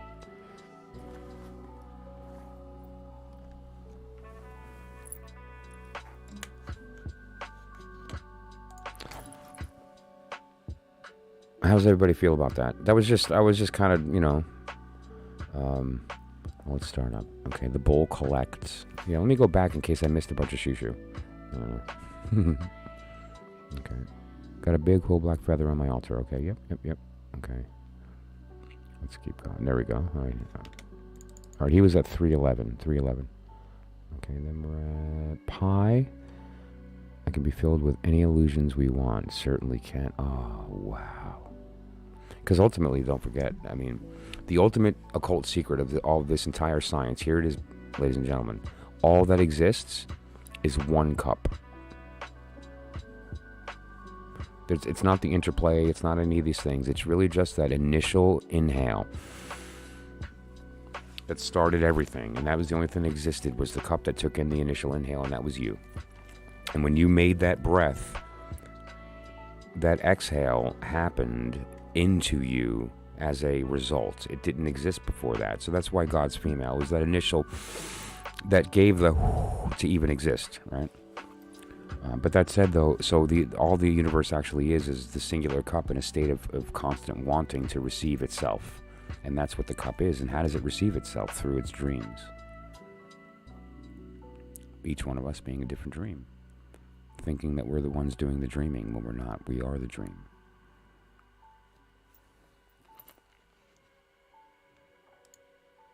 Man is the dream of the cup.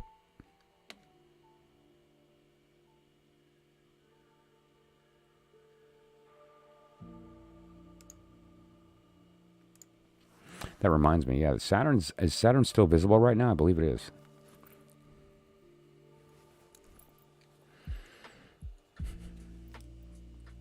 So, yeah, I feel pretty good about that. I think Noob got it right away, and I think that's an important lesson in the simplicity of the system, leading him to the answer much faster than me going through it and kind of doing the math, right? He just intuitively understood. Okay, here's the wisdom. I don't know, I'm feeling a joke. I'm desperately trying to fill my cup with cheap wine.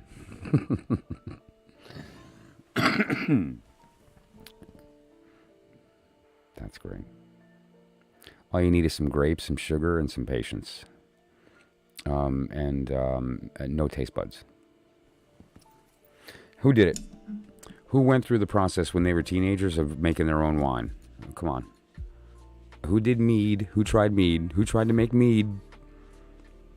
Whew, man, the first time out, I did not make mead. I made something that I thought I was making mead. I did not make mead, and I drank it, and it was a mistake.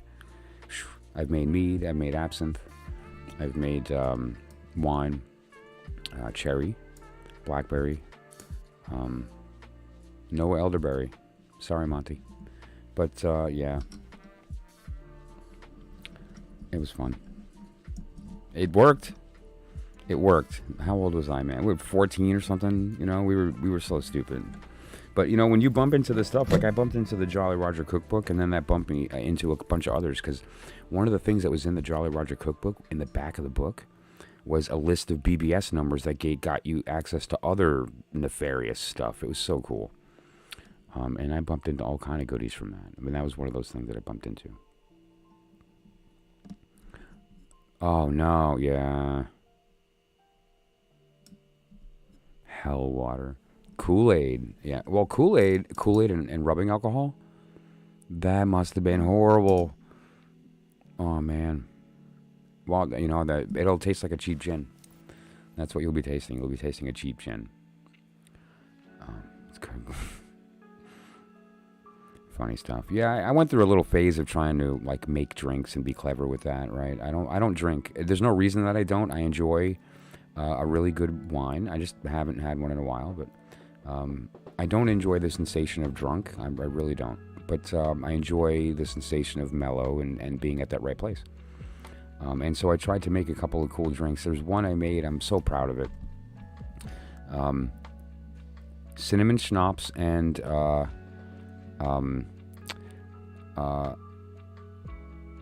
Bailey's and chocolate liqueur. I call it the Cinnamon Toast Crunch. So it's got to be Goldschlager, Bailey's, and chocolate liqueur. Great. Da Vinci's has a really good chocolate vodka. Good stuff. That was one of them. Screaming Nazi, Jaeger, and peppermint schnapps. Don't do that.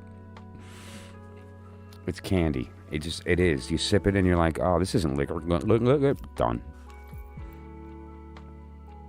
Yeah, peppermint schnapps and Goldschlager, and Jaeger.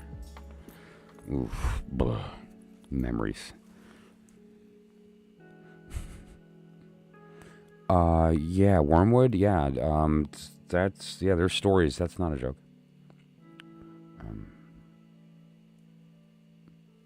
Oh come on, yeah. Vodka and cranberry. What is that? Is that a Manhattan or a Cosmo? That's a Cosmo, isn't it? Jaeger is nobody's friend. It'll pretend though. It'll be like, no, come on, man. That last time was your fault. You're gonna have a blast. Just don't overdo it. Don't do it. Yep, it's true. No. Actually, what I go to now, really, and it's just a strange thing. I either sip amaretto. It's my favorite thing in the world. Is to sip room temperature amaretto straight, or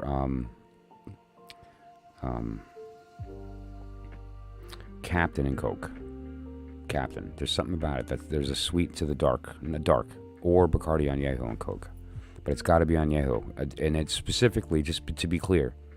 So when you're dealing with rum, Mexican Añejo is a different product than what they make for America, and so if you're gonna get Añejo from Bacardi, try to get a Mexican bottle. It looks like a wine bottle. It doesn't look like the one that you buy here, and it tastes different. It's not the same thing. And so Bacardi Añejo and Coke is delicious.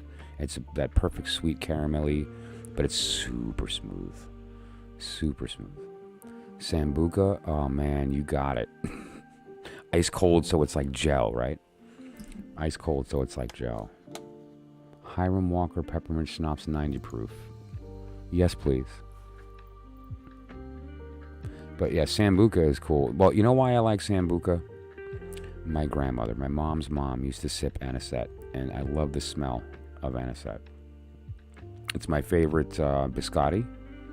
Is that anise or anise, and she drank anisette. It was a yellow liquid, and she every once in a while would let me sip it, and I would have that black licorice in my nose and mouth, and I love that. And so I just kind of grew, fond of that sensation. And Sambuca is a perfect adult version of that, right? I just never did it with fruit punch, though.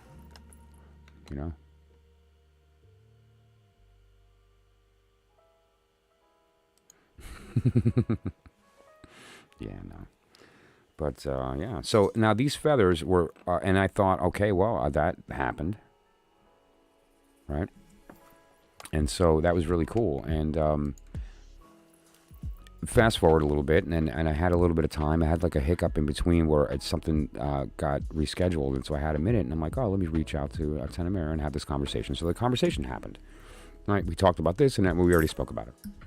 She made this amazing video telling everybody that we're going to be collaborating, and just great. Just you're a wonderful soul. And so then we're done with business, and we're bantering. And so and in her background, and you'll see, go to her channel. You'll see in the background there's like a stack of oracles that she created. I'm so jealous. What a beautiful thing to put as your background, as your babies. And one of them is this black and red deck. Now, I was speaking to Kitten about different things, and I grabbed the Visconti Sforza, and because she had mentioned that, I asked her a couple questions about it, right? The band on the cup and the table and, whatever. Because, again, this is not her capability of an artist. I promise you, she's actually really good. There's a couple of pieces that she showed me that should be... that would actually fit in here stylistically. It would just plop right in. Their shading is amazing. There's an animated kind of quality, like that she understands, that she's implying emotion in the art. Like, she gets it. Really good composition. And so this is not that. And right, but this was not meant to be art. And so I thought, okay, well then let me not get hung up on the shape, because it wasn't what Kitten drew, but it wasn't, so I wasn't sure. And I'm being shown these signs. I mean, somebody who absolutely abhors my work insisted on offering this decoration. That, oh yeah, maybe he'll like. Why were you handing me? It's so awesome. Like, she doesn't know why. She just like had these feathers and figured, oh, maybe Michael wants feathers for his stupid thing he does. really something, right? And so it was an interesting thing to now. We're done, we're bantering, and I'm just kind of checking out her background, which is a pretty space. And my eye hits this deck, right? So here, she sent me a picture. And maybe you can speak a little bit to what the deck is. Right? Which deck is that we're about to show you?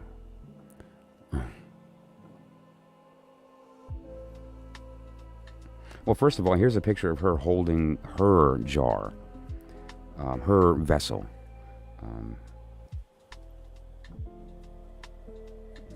Look at the. Am I allowed to show your face? Duh, you're going to do a YouTube channel. So here's her holding the vessel. All right. Isn't that pretty?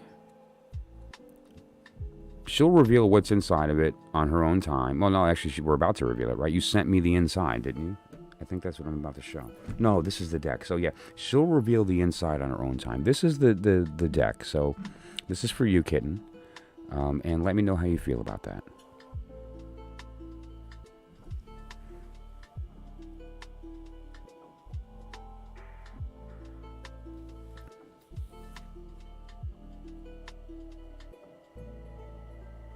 Let me read the words.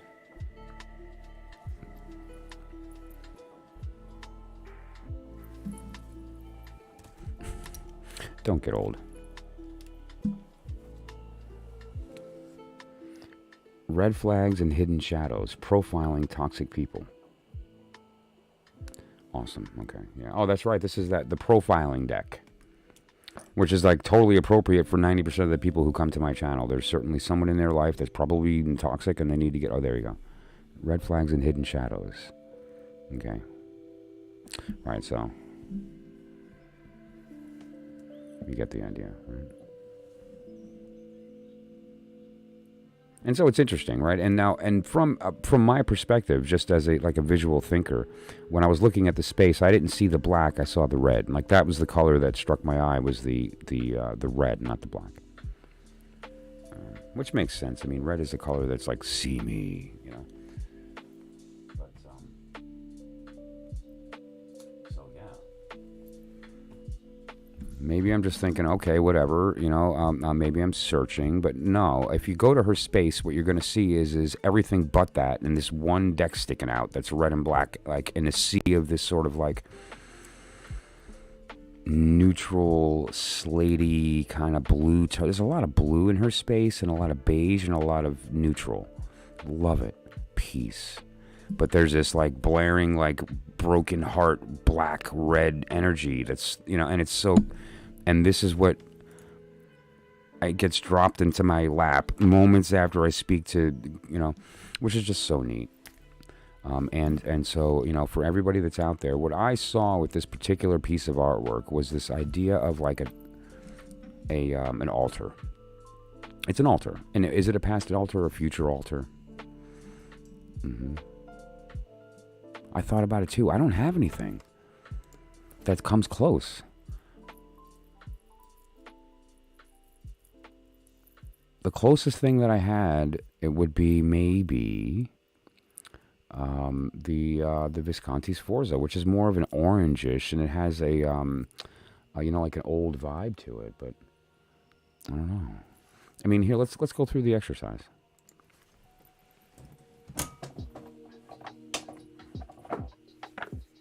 Look who's watching. Does everybody remember who's been watching since the beginning of the stream that nobody knew about?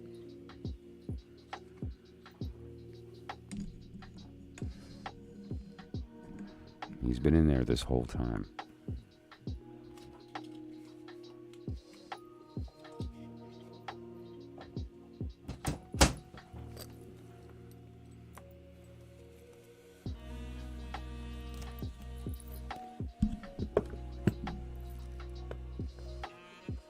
Here's the back of Visconti Sforza. Now it's you'll see that there's a hole.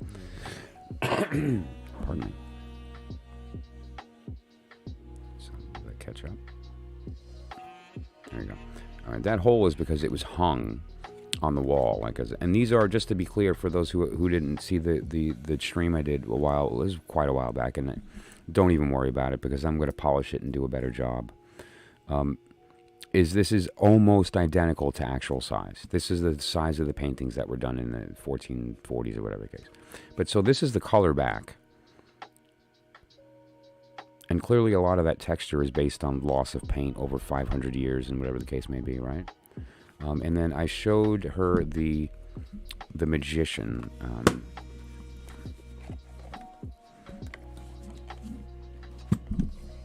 And he's sitting at his table with his tools.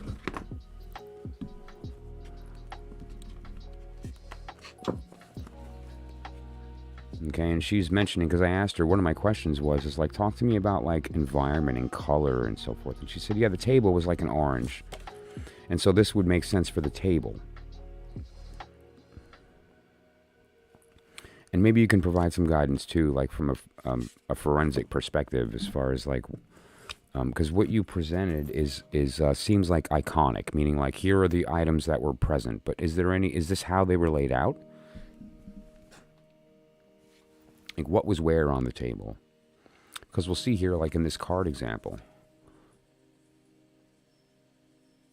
the he has what looks like a bowl of pearls, and then next to that is his cup, which is yellow. He has a yellow cup, and then yellow cups are, I guess, are common in the tarot archetypes, but. Because typically that's based on the Grail legend of but anyway. So now if you notice, his wand is a stylus, right? Which is very interesting because I use a stylus as well. My magical wand for my working here on the channel is a pencil. Right? It's a wooden pencil that I use to point at stuff on my deck over here. But so interesting. That is how they were laid out. Okay, so you drew it as they were laid out. Okay, great. So, so intriguing, isn't it? I want to know, who is this person and what work were they trying to do, right? Because at the end of the day, the tools that are chosen can say a lot about the work that's being done, right? I mean, if you grab a hammer, you're trying to bang a nail in. You grab a screwdriver, it's a different story. And so by the tool that's chosen, you can really pinpoint what someone's intent is, And now I want to invite this to anybody out there, anybody. And again, I this is an important lesson here. This is not about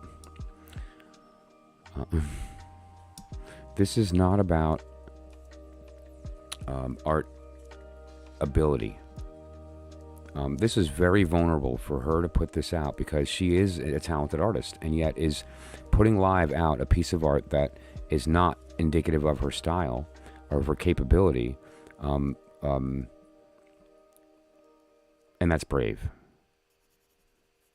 We don't put out our bad pics. We put out the one that we took 14 shots until we got just the right angle and right. We don't put out our bad self. We put out the one where we just got our hair done and that one dress that fits us just right in that one curve, right? We don't put out our ugly side, and she did that with the intent of showing some vision, something out there that is a message that will be heard by those with the ears to hear.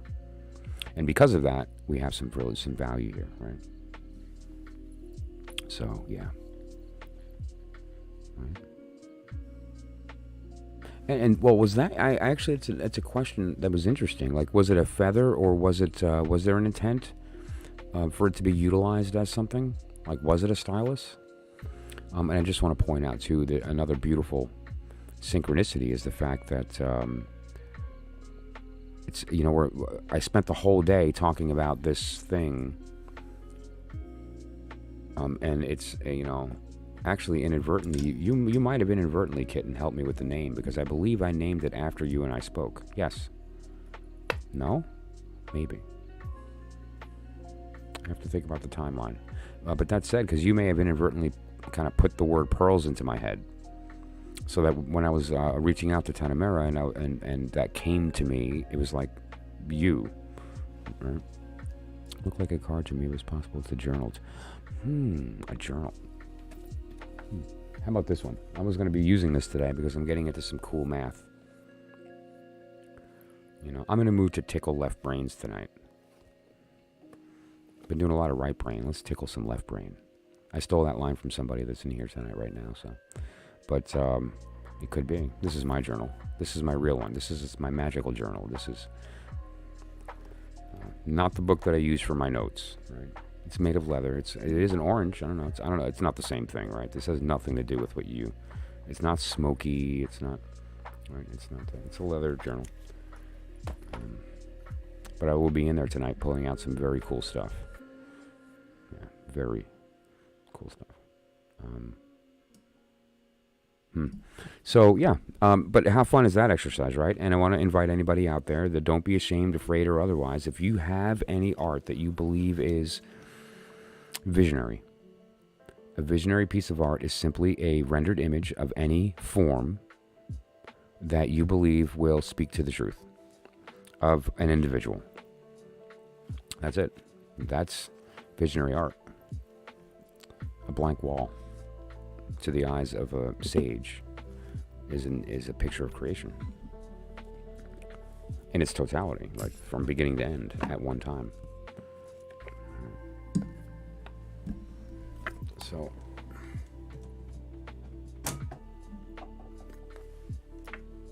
Perry.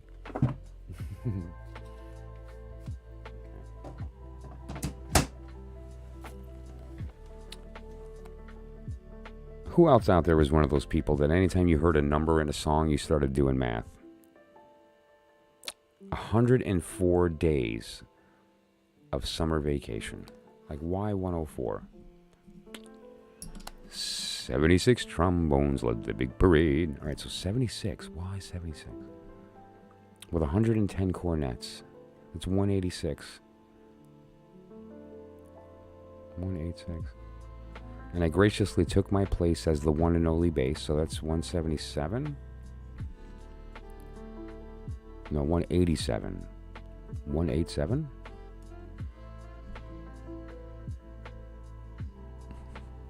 $16, which is a 7.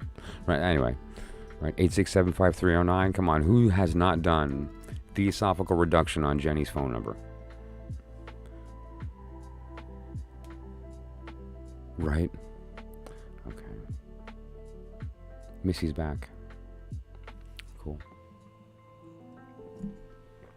Okay, so that was that, right? Is that something? And, allow yourself to go through this process. One of my favorite things to do as far as visionary is to rub charcoal. We looked at a sketch I did recently because I cracked a new notebook, and I always do a piece of art in the beginning to kind of commemorate the new knowledge that's going to go in the book, so to speak. So, but it can be anything.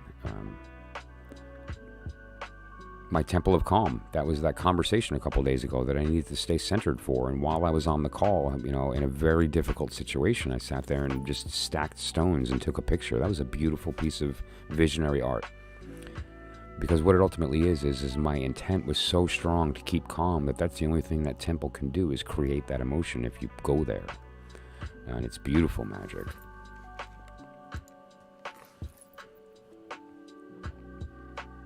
And so that's that, right? It's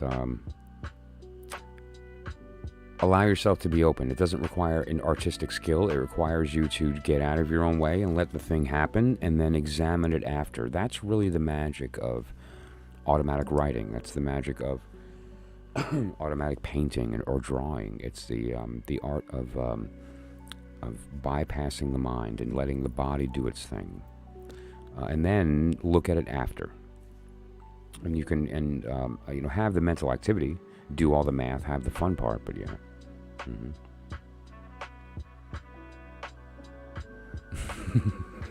Isn't that true? I bet you that's the case for a lot of people in a certain age group. You ask them a bunch of phone numbers and they're going to be like, I don't know. And then you say, what's Jenny's number? In unison, right? It's funny stuff. What's going to be really, really interesting when we all go through this beautiful process and we find ourselves and we make our love and we have our conversations and we experience this whole totality and we find ourselves in that one place. And we've experienced it together, and we've grown together, and we made it to the door, and we're holding hands at the door. We're ready to walk into the sanctum. And the Spirit says, what's the password? And thank God I'm going to know it's 8675309, because, man, my kids are screwed.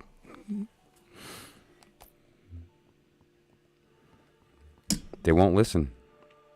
They won't listen. All kidding aside, though. Could you imagine? Oh, earworm, yeah. That's one of them, right? Yeah, that's definitely an earworm song. Oh, there's a couple, though. Sweet Caroline. That's one of them. Sweet Caroline's one of them. What's another good one that'll just get stuck in there for days? Baby Shark. That's another one, yeah. Can't wait for that one to die. Man, I can't wait for that to die. I'm not going to do it, don't worry. What else? What are some good ones? What can we get stuck in everybody's head tonight?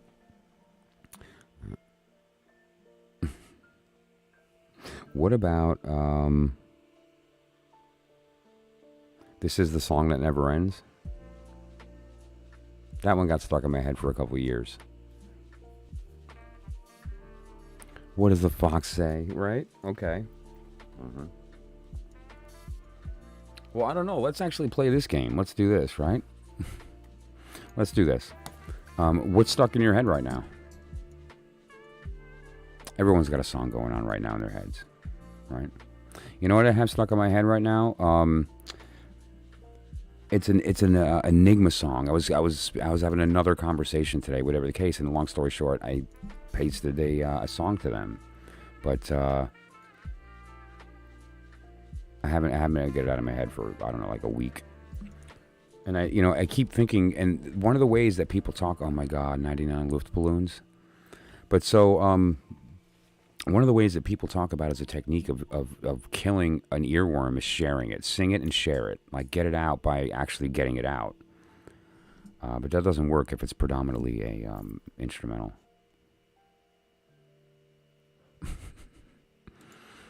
Oh, please, this song's not so bad. If you consider what the meaning means.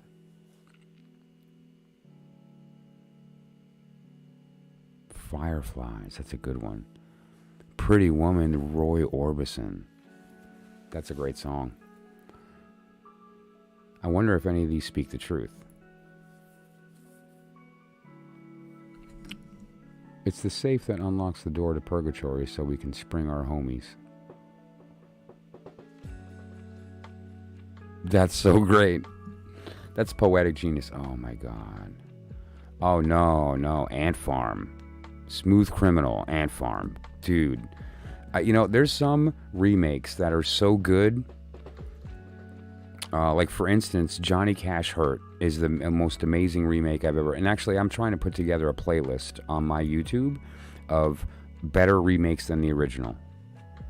I would say that that's one of them. The Smooth Criminal remake is so punk... It's just just that bass line played on a distortion guitar by a punk band is just so cool. I just love the groove. That's true. That's true. What I asked is what's stuck in your head. But yeah, that Morning Moon track. Oh yeah. There's a few songs that I discovered that this is quite random. I was frustrated by getting banged on copyright. And so I was looking for music that was, there's several artists that are very cool and chill, and they put their stuff out and say, no, use it on YouTube. And so I just grabbed a sample of so it's completely random.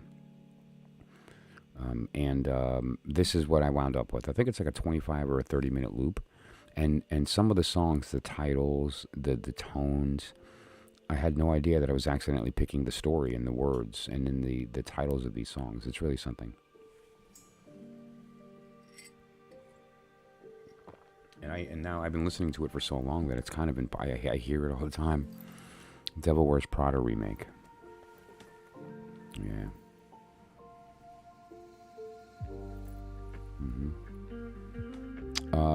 Don't Speak. Gwen Stefani, Don't Speak. That's a great. That's awesome. Whitney Houston, I Will Always Love You. Lo-fi radio, yeah, they're so good. They're so good, and allowing people to use it, and it's just really, it's something else. You know, and when it comes to music, we have to kind of really be open, because you know, it's very easy for us to connect with the stuff that we know that we love. But what we want to be able to do, if at all possible, because this is part of the work that I'm talking about here all the time, is alleviating suffering. And, you know, that really comes down to redefining your definition of the things that we defined. Because what is a definition but a limitation? And so if we release ourselves of the definition and we just allow ourselves to see the thing for what it is, we get to then craft our perspective, as opposed to just agree upon the one that comes to us. Me too. I love Don't Speak. I used to, yeah, it was, that's one of those songs that I like to sing, but it's hard for me. That's for some reason, the way it's sung, it's hard for me to drop the octave and be accurate. I'm all over the place and I can't sing it, but I love to. But yeah. But we have to be open to that, right? Loving her was easier. Okay, cool. Did it work? I don't know. It might have brainwashed you into enlightenment. What does North Korean music sound like?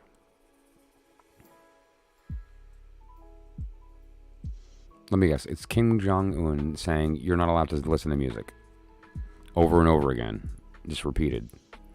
No, I'm kidding. That's bad. Take that back.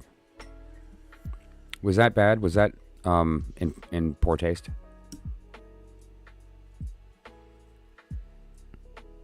Oh, Holla Back Girl is great.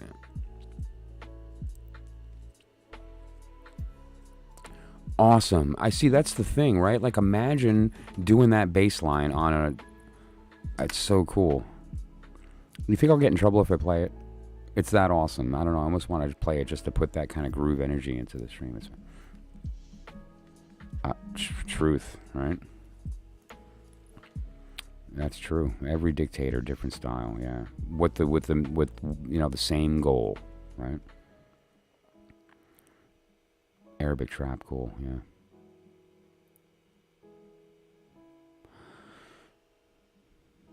Oh, Spiderwebs too. I forgot that song. Mm-hmm. Leave a message and I'll call you back. Mm-hmm. Yeah, who can feel that, right? Oh wow, he's a gamer. Yeah, okay. Oh, Cyndi Lauper, come on. I would love an orgasm. Why? How you gonna? What do you? Absolutely. But see, yeah, Cyndi Lauper is so good. She was just cool, you know, like she created something. She didn't just like plop in and try to be what people were being. She created something.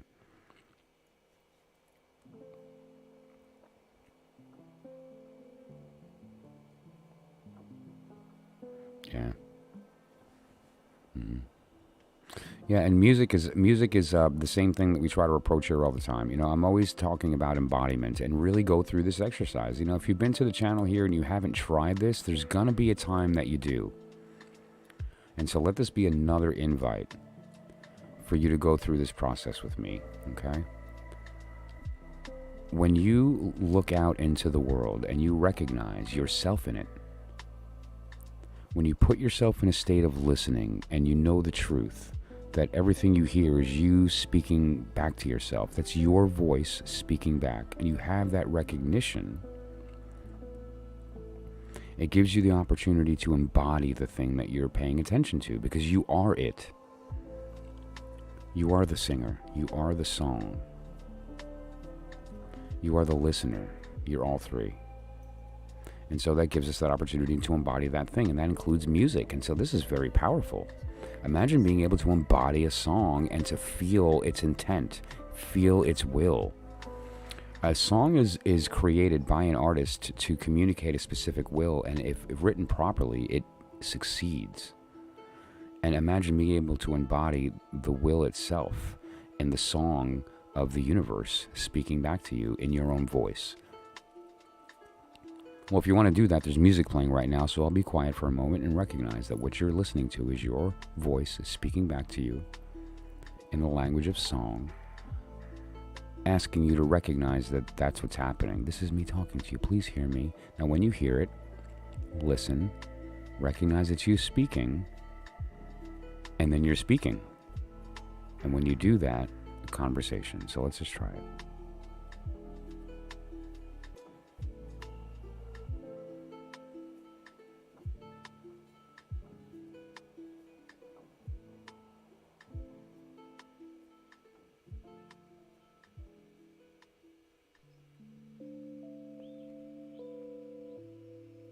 You know, I love that. I've been listening to this loop long enough that I knew those bells were coming.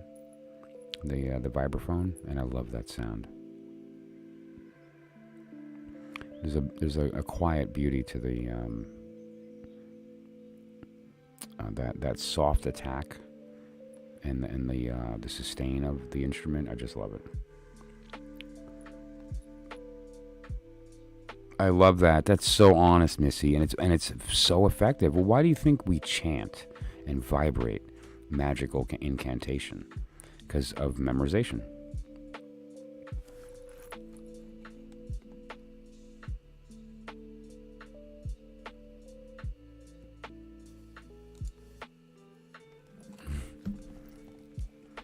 I have a question. This is going to sound totally ignorant.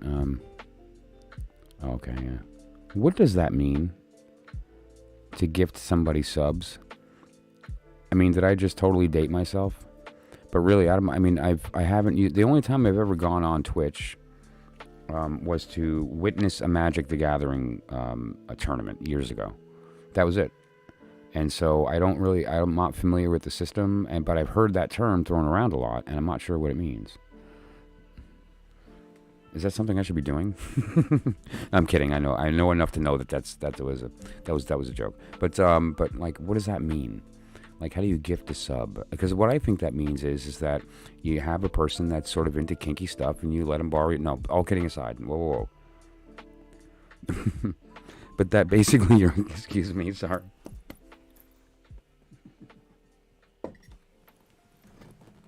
I'm feeling silly tonight, so I'm sorry.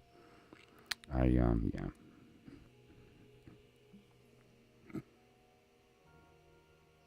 It's been a fun energy these past couple of days, right, guys?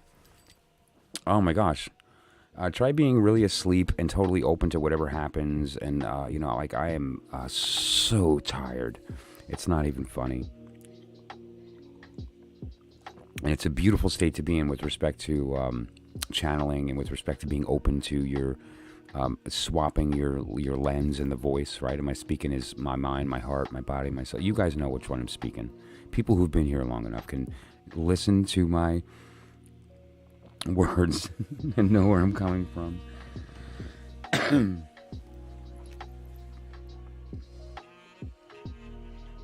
Well, I guess you're gonna have to go wake them up now, won't you? Bring out the gimp.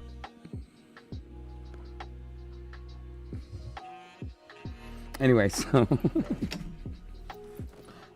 oh my god. I'm sorry. Okay, I have to center. Actually, no, I don't.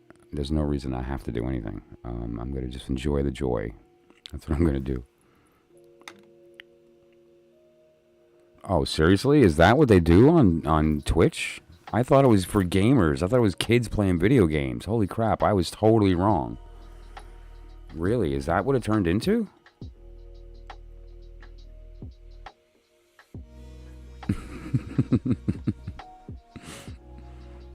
The chat right now is amazing.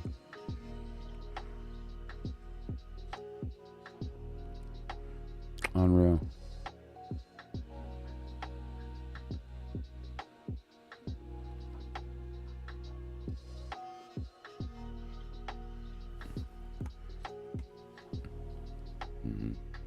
Yeah, I tried doing TikTok, not for me. However, I will say multiple people have mentioned that I should be on Twitch. Am I missing something? Is Twitch a platform for this information?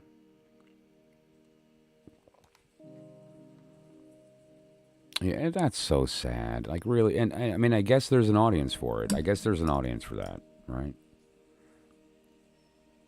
I mean, and if there is an audience and there's people willing to provide that, then I guess I don't. No, I still don't think it's ridiculous. That's so ridiculous. Yeah.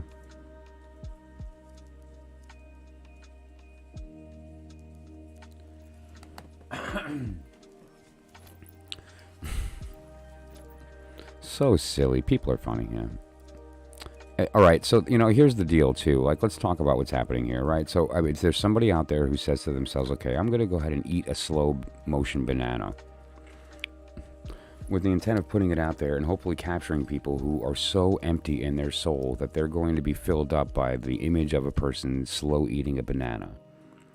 When what they don't realize is that what they're doing is that they're performing sympathetic magic with the hopes that they're going to transfer that act of the banana being eaten into their own personal experience.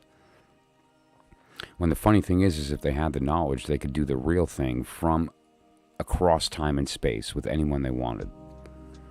Easier if they know the other one knows, but, and so, wow.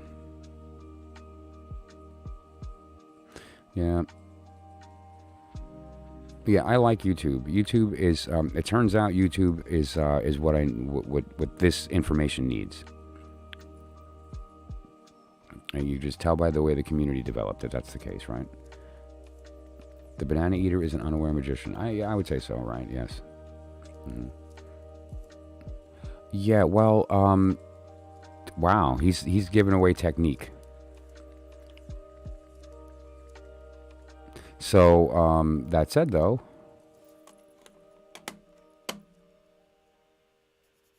now you're talking. Bananas are really good in zinc and potassium. And they're really good with peanut butter. I love peanut butter banana sandwich. Right. Thumbs up, peanut butter, and banana. Thumbs down if you think it's awful. I seem to be under the impression that it's love or hate, and there is no middle when it comes to peanut butter and banana sandwiches.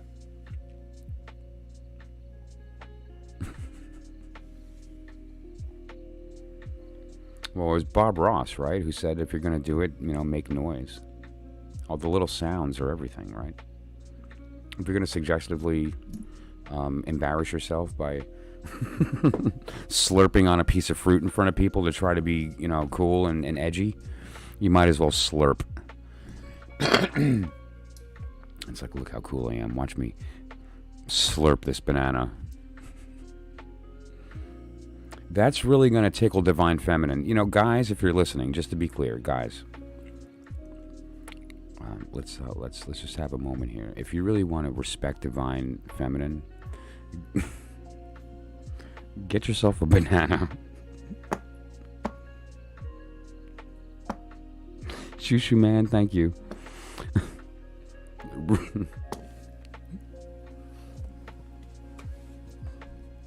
and don't forget to slurp.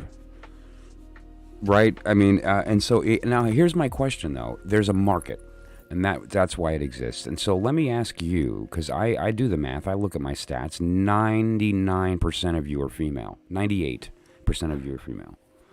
Why do you tolerate that?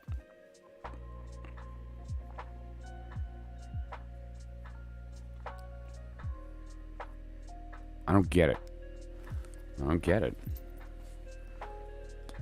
I mean, you have to understand, and I understand, so fine, that if you choose to explore that side and there's a market for it, go for it, and fine. And some people even say, listen, it's my job to take their money.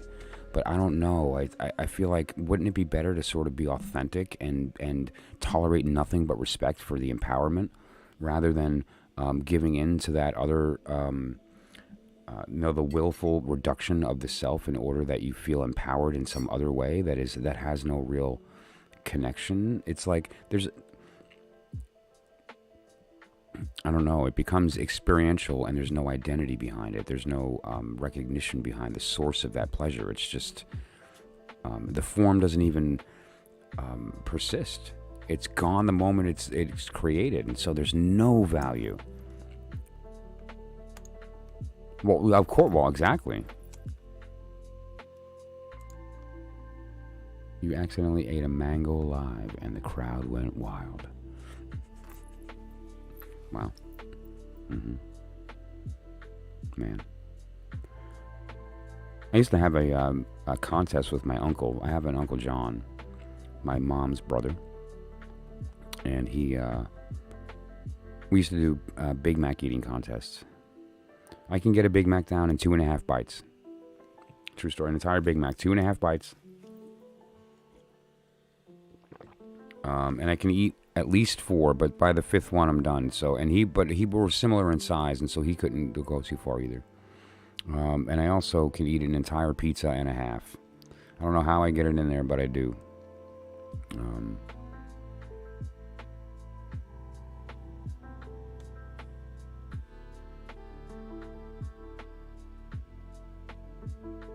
And back to beads. Yes. Yeah, let's talk about beads. Thank you. And I do need to center because I'm in a very kind of kooky place, and I want to kind of get a little bit more centered back into what we're talking about here tonight. I just looked at the clock and it's 4 already, so yeah. Oh, it was fun. Well, that was years ago. It's years ago. Although I really believe I could still do it. Yeah.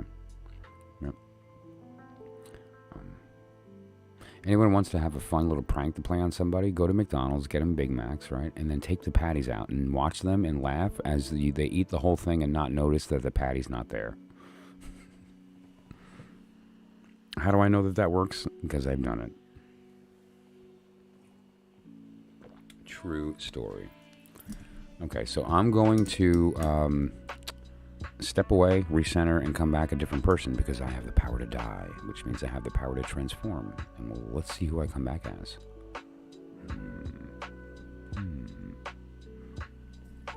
Either way, that person will have a cup of coffee and it'll be steaming instead of freezing cold. And what are we going to do when I get back? What we're going to do is talk a little bit more about the bees. We're going to do some readings with it. And then we're going to talk about some crazy number stuff that I think I uncovered some secrets, people. And I shared it with somebody years ago, and it led to a conversation, which led to another conversation, which led to an initiation. That's right, that happened. It's very cool. And it has to do with some temples, and it has to do with the position of those temples, and it has to do with this weird coincidence between the distances of the degrees of these temples across the planet. And anyway, long story short, I had a conversation with a buddy who turned out to be more than a buddy. He turned out to be somebody that was able to point me in a direction, and that direction led me to a place, and that place had people, and those people taught me things. And those things are you. So, we'll have that conversation. And that said, it'll be a blast because it's like a lighthearted kind of thing as far as what it gives us access to. And ultimately, what we get to do is to take all that stuff and synthesize it into a system and give it away. And so that's what we're doing. So I'll see you guys in a minute.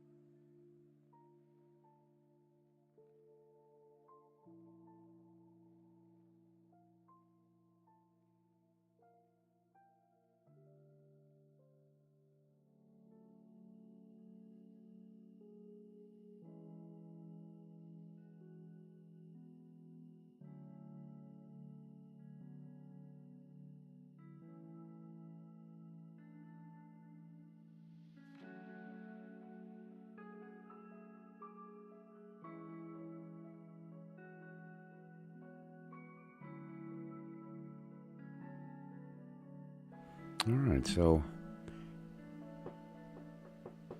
about 20 years ago, I came to this truth, and I began developing and building tools that I could use to access this information. And more importantly, I've always had a compulsion when I thought I can contribute.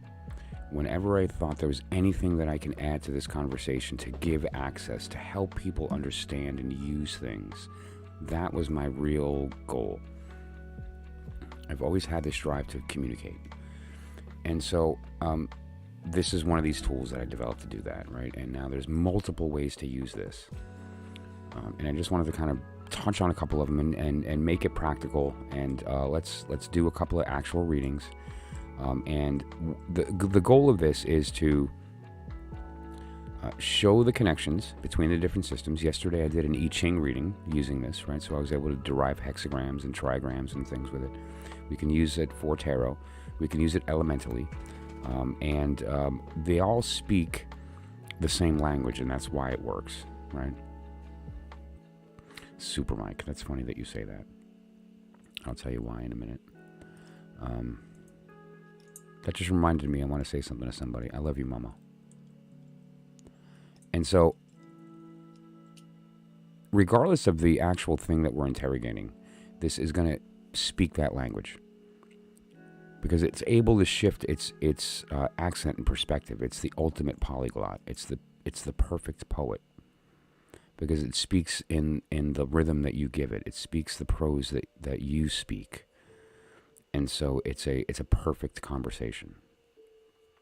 That's why I think it's important that if I do wind up selling these, that I make them with you, that we get on a call and we talk about your energies and the types of colors you react to, the types of sensations your fingers feel, so that we know what to make.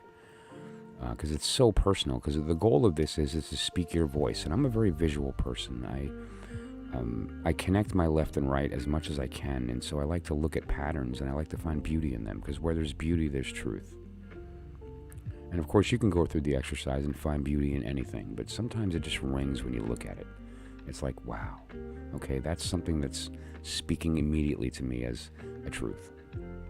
And so I wanted it to be pretty, and I kind of was specific about that when picking them. So let's read it a couple different ways.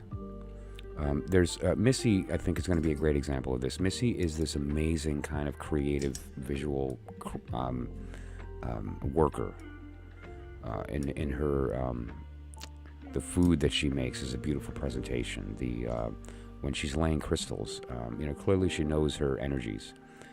As far as the directions, as far as the positions, I've seen just a couple of pictures, and it's enough to know that this is a learned individual. But there's also an intuitive nature from the right brain that's just beautiful with respect to how it looks, because that matters. It elicits, it's a different tickle, right? We're going to be speaking about math later to tickle the left, while this tickles the right. And we need something to do that, right? Whenever we can connect or combine these different parts of us during the process, the better. And so we need to allow ourselves to feel the totality of this experience. And so we're going to approach it emotionally first, meaning that we're going to look at this situation. I'm going to shuffle it in a moment. We're going to look at the situation, and then what we're going to do is we're going to pick two cards, and we're going to see how this connects to where she is right now and maybe what she's seeking. So she hasn't asked us any questions, and if she has, I'm going to ignore it. And we're going to look at what she needs to hear, because what's going to happen here is I'm going to think about Missy. I have no idea what she truly looks like, but I kind of get a vibe from some pictures.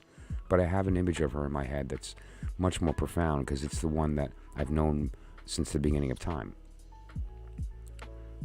We were created at the same moment, don't forget. And I know that. And I believe that she's very close to, if not knowing that. So the reality is I'm going to send out my listening. I'm going to hear her back. That's my sister from another mister. Maravista Shire. I'm going to vibrate her name, and now she just began to react to that. It's inside of her. There's this subconscious identification with that name because I gave it to her. And so that said, that rang. That's a recognition. So now I'm going to listen. What am I listening for? I'm not listening with my ears. She's across time and space. She's like in another state, in another time, all this, like it's, right? I'm listening with my heart, and I'm listening with that recognition. Like, yeah, that's right. She knows my energy. Like, we've spoken a lot. There's several people here that very fortunately I've been able to connect with, and we haven't spoken, but it's okay. I know her words. And so, I hear you. And we're here, right? So now let's do that. That conversation's happening. I kind of feel your energy. It's sort of calm. It's not like a couple of nights ago when I said to everybody, send it to me, and I was drunk on love. I love Missy. I feel her love. I do. But it's very familial. It's very sisterly. It's not even sisterly. It's sort of like, I don't know. We're on the same kind. We're looking for the same thing, and we really want to help each other get there, right? And so it's like a magical working. It's a, and that's the vibe. And I get this sense of like, it's empowering. I'm filled up, but it's weird. It's like a mental state. I feel sharp. And so let's do this. And so what she's looking to do here is to hear the thing that she needs to put her into a position where she can maybe get rid of a couple of blockages that are preventing her from realizing a certain part of her being unlocked. Missy is very in touch with her divine feminine. That's not the blockage. She is very in touch with her masculine, and is empowered by that, and that's good. And so now I'm gonna read this, and the first way I'm gonna read it is, and I'm just gonna not look, and I'm just gonna spin it around. You see what I'm doing? Okay. And I'm not paying attention to where this is gonna wind up. And the reason that I'm doing that is that the pentagram is gonna land with one of the points up. And I'm going to use that as the spirit center of the reading, okay? And that's going to make sense to those who just joined in a second. I'm going to stop. And so this right now is the spirit center. This top bead is a spirit center. If we look at this space right now, we'll notice that there is a pentagram implied by those 5 large beads. Okay, and we can use the diagram of the rose cross so graciously given to us by the Rosicrucians to understand how to read this. And so if we look at just the top section there and the yellow portion with the purple pentagram, there's some symbols going around the star there. And on the top is the symbol for spirit. To the right is the symbol of water, and the just to confuse everybody, the Scorpio symbol of the eagle. Then we have Aquarius, which is the air symbol represented by a human. And we'll see that in the, I'll show it to you in a sec actually. You'll see this in a moment, this whole diagram. I'm going to show it to you. And then we'll see on the bottom left, we have the Tauran, and on the bottom right, we have the Leon. So now, we know our elements. Spirit on the top, water on the right. We have air on the, air on the left, and then earth and fire on the bottom, right? And so now this gives us this very beautiful, elegant little diagram that we can now use to then go through these elementally and say, this is the spirit center. This is the water center, right? What does spirit mean? The soul, right?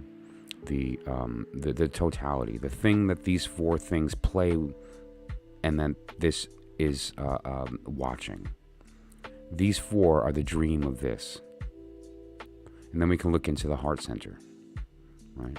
We can look into the mind and the communication center, look into the will and so forth. And so it's a very beautiful, elegant system of being able to use those 5 beads as a way of the positional meanings. Like when we're going to do our Celtic cross, we know that the card that pops up in the 1 spot is the situation that we're dealing with. The one that pops up in the 8 spot is, influences from not internally, friends, family, things like this that are outside of your space. And so we could use that context to provide that that foundation to put the language on to create meaning. And so that's what these beads are for, if we're going to just simply spin, stop, and read it as it stands without shuffling and pulling beads. So this is the first method of doing that. So let's look at Missy's spirit. Wow. Okay? This is what a magus looks like. Her spirit is all kinds of physical manifestation all over the place, with 1 cup just taking it in and then spitting out whatever she wants. There's also this one little thing right here of a sword. Now, if that's the case, then why doesn't she feel like she's just like printing money and getting everything she wants in life? Interesting question, and we're going to get there. Because that's going to have to come from the sword area and from the cup. Because the sword and the cup are the ones that are responsible for communicating what you want. So even if your will is in order, if your ability to communicate that isn't, you're not speaking the right instructions, and the universe will give you the wrong thing. Right? And so we're gonna look at that. But let's just go back to her spirit. Wow. Earth all over. Divine feminine. Not really good at listening. Not so much. Her listening and speaking are equal, but they're driven by her will, these two reds. So there's an equal give and take of her speaking and listening, but it's all manifestation. So she's kind of super focused on just making it happen. Okay? Now let's look at the next one here. Now this is Scorpio, and this is going to be representative of water. Now let me show you this here. Okay, to confuse the issue worse, Crowley swapped them, and that's because of the new Aeon, and there's some math behind that, and so we'll talk about that someday when I get into that. But this is the diagram, right? And so here's our bull, here's our lion, and then here we have Scorpio and then Aquarius, right? And now, unfortunately, he swapped them, so it might be a little confusing. But this is actually the same diagram. You don't need a rose cross if you have this card, right? He didn't put the diagram here, but there it is. And it's also visible on various other cards in the deck that have that quaternary, and I showed it yesterday on various forms. But that's very useful as a shortcut to kind of know where to go with the elements. But so we're going to do water. Missy's heart, her love center, the thing that she, what is her desire to receive? What does she want to receive?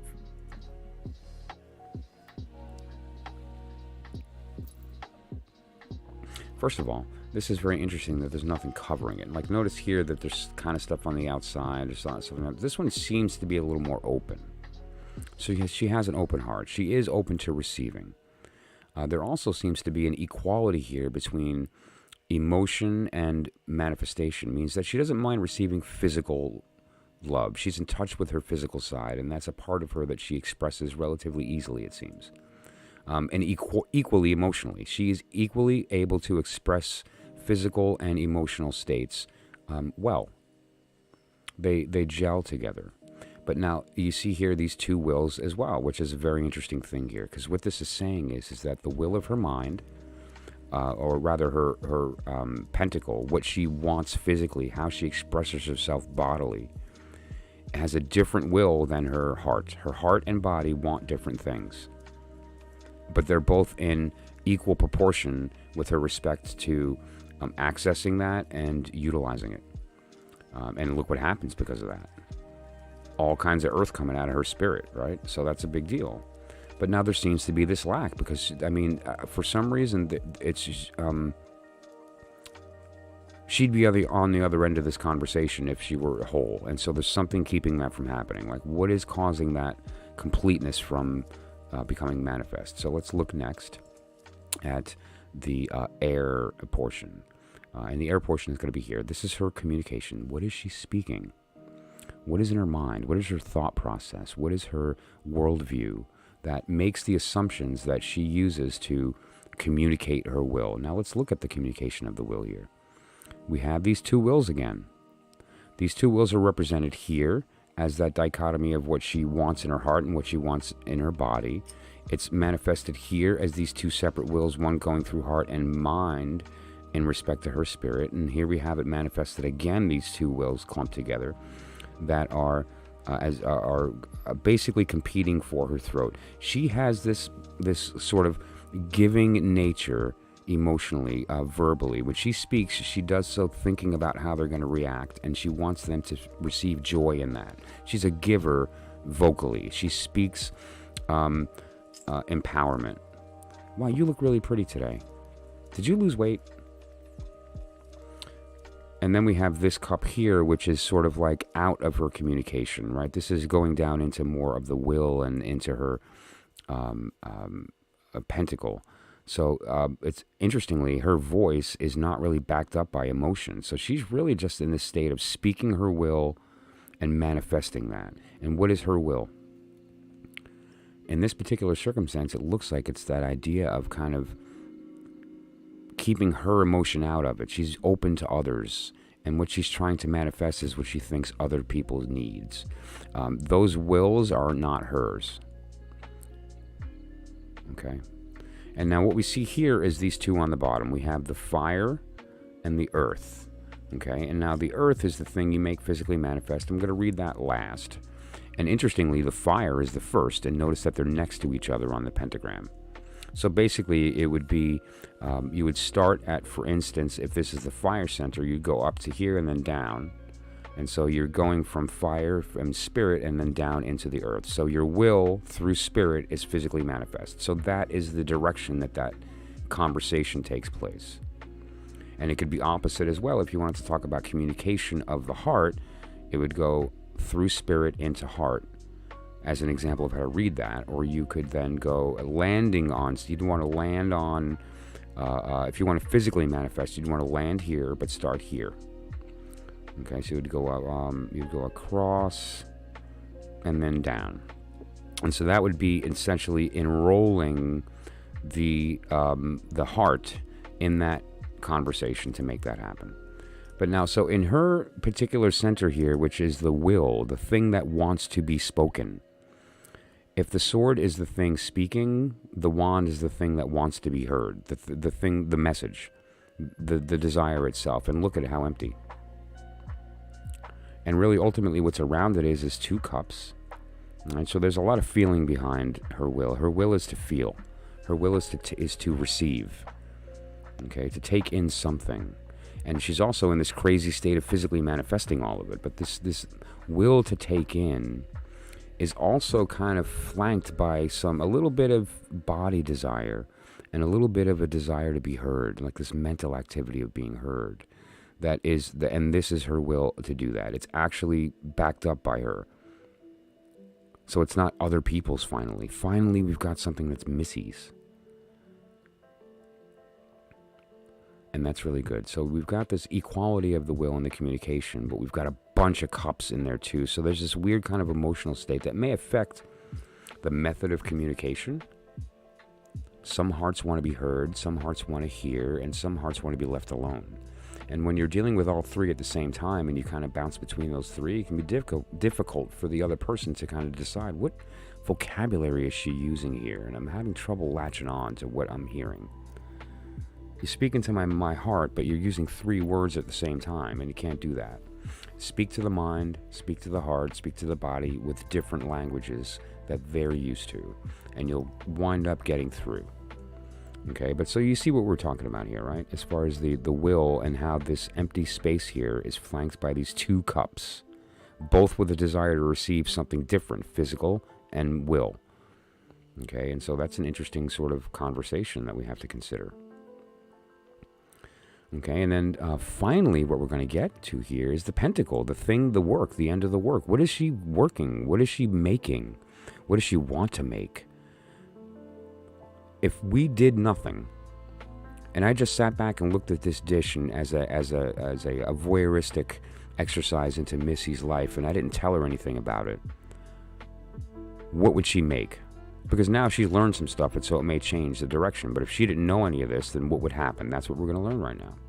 And so this is her pentacle. This is what she makes manifest physical into the world. And the first thing she likes to make manifest is people communicating their feelings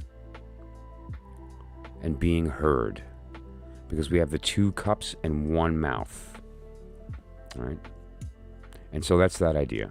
It's the idea of her being able to, or wanting to make physically manifest, the ability to speak your mind.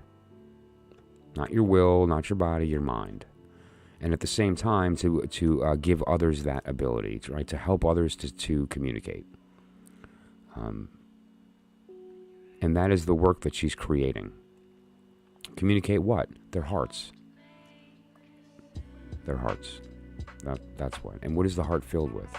If you are correct, it's divine mind, which is the knowledge of the truth.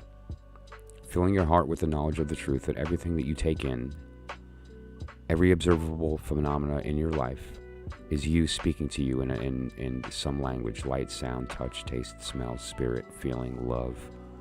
It's your voice speaking. And that's what your heart is always filled with. Whether or not we know that depends upon what mental state that we're in. And that's the air, right? And so that's we're gonna look at that section there. So that's your reading. I'm gonna pause and ask anybody if they have any particular circumstances that they or that popped up that they want clarification on, and Missy especially, and or any questions about the process of how or where or why I chose what I did as far as reading them. Okay, so I'm just gonna put them here, and then I'll pose that question and pause and sip my coffee. Okay, and in the meantime, I'm gonna read because I just kept talking there. So. In 10 hours from Aquarius, married to Scorpio. My sun Capricorn's rising Aries on the bottom. Cool. Oh, cool. I'm a Capricorn rising. And actually, I'm a Sagittarius sun, which is why I get along with Caps so well. I mean, Caps are my best friends. Always. The man who signed my ketubah was a Capricorn. January 11th. Whose birthday was January 11th. Is January 11th. Okay, husband keeps coming as King of Cups and I'm Queen Swords with Justice and High Priest.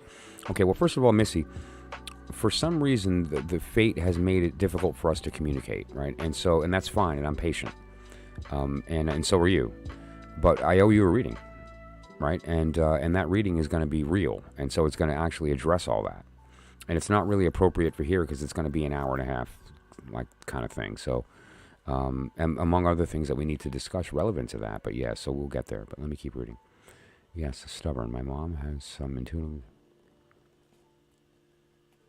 Stubborn is good as long as it's utilized as a tool and integrated. If not, then it's just vitriolic to the people around you and it prevents communication from happening. So stubbornness is power. Stubbornness is the appropriate application of our Tauran.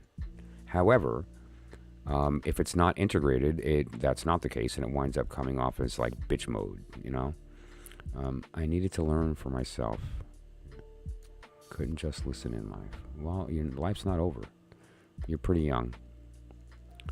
Let's see.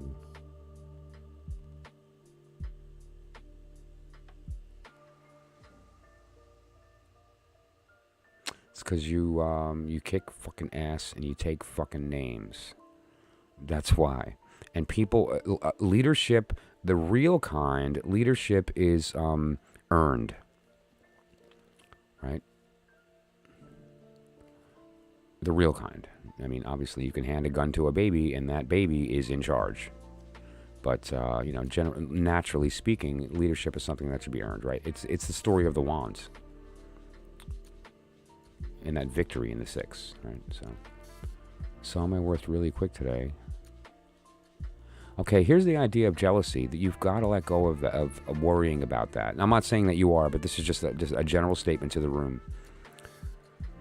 If you show up and you're empowered and you're doing well and people are jealous of that because you're making them look bad, that's their problem. And what you can do is speak to the truth of that, which is bring them with you. Grow together, right? And so say, hey, listen, I found this thing has helped me become more productive, so try that. And if it works for you, together we're going to be a better team, and everyone's going to work better, stronger, faster, have a deeper mutual respect for each other in the work that you're doing together. And if they're just going to be weak and maintain a jealousy, then that's okay, because one day when you're their boss, you can reevaluate their place in the company. And then you can really be in a position to empower them by saying, listen, man, I know that when, you and I were coming up together, you had a little bit of some hiccups, and that's okay, because now that I'm in a position that I'm in, I can recognize in you the things that we can help to get you to where I am now. And it puts you in a leadership role that's real. So you can take their resentment and turn it into an opportunity to make them you, because they respect you now. If somebody is going to look up at you and seem jealous, why are they jealous? Because they recognize the authority and they want that, and they recognize that they aren't that. And now what we can do is take the magic of what I teach. That's a lie. They are equal. Remind them of that. Hold their hand until they remember it, and then give it to them. And what do we do when that happens? We become stronger, because what happens when we're in a state of listening and we recognize ourselves in the other? We begin speaking and we start creating. Now, you know that because look at all the green in your spirit. That's all you freaking do. You just create, create, create. Awesome. The world needs that. The world needs Nikola Tesla. The world needs Thomas Edison. The world needs Alexander Graham Bell. It's got to happen. We need Elon. Love him or hate him, I mean, every time like anything enters that man's brain, he just built something to do something with it, right? So we need that level of prolific, unhindered creation. It's why we're here, and if we can be open to it, then even better.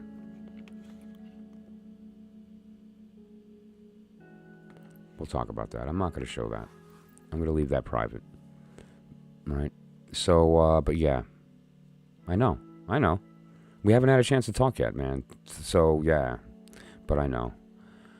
But so, now, let's keep going here. Okay, 2 years isolation, etc. What if best learn? Okay. Of course. And we have to also explore why. What is it in the other person that put them in a position of wanting to do that? Well, yeah, that's the thing, is that devalued by what perspective? Value is a personal thing. It's objective. And it's subjective. The term value is an idea that we all know is an important thing. So we care when people put a value on us that's lower than we think we are, but that value is actually imaginary to them. It doesn't. There is no register somewhere, and someone wrote a number down, right? That's a lie, right? So, who cares? Because the reality is when you recognize what you are, is that you are everything, and so really, what are you worth? Priceless. What's your value? Please. You know what your value is? Feeding people. And allowing them to have dignity while receiving.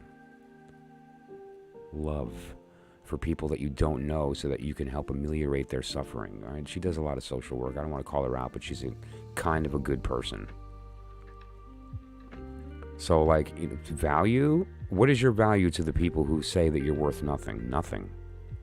What is your value to that stranger that you allowed to receive help and with dignity, without shame? Priceless. I've been there. Some people here might have been there too, where you were in need and you felt like this big. And somebody out there didn't look at you like you were this big. Makes a huge difference. I was the first person ever to love him. Yeah.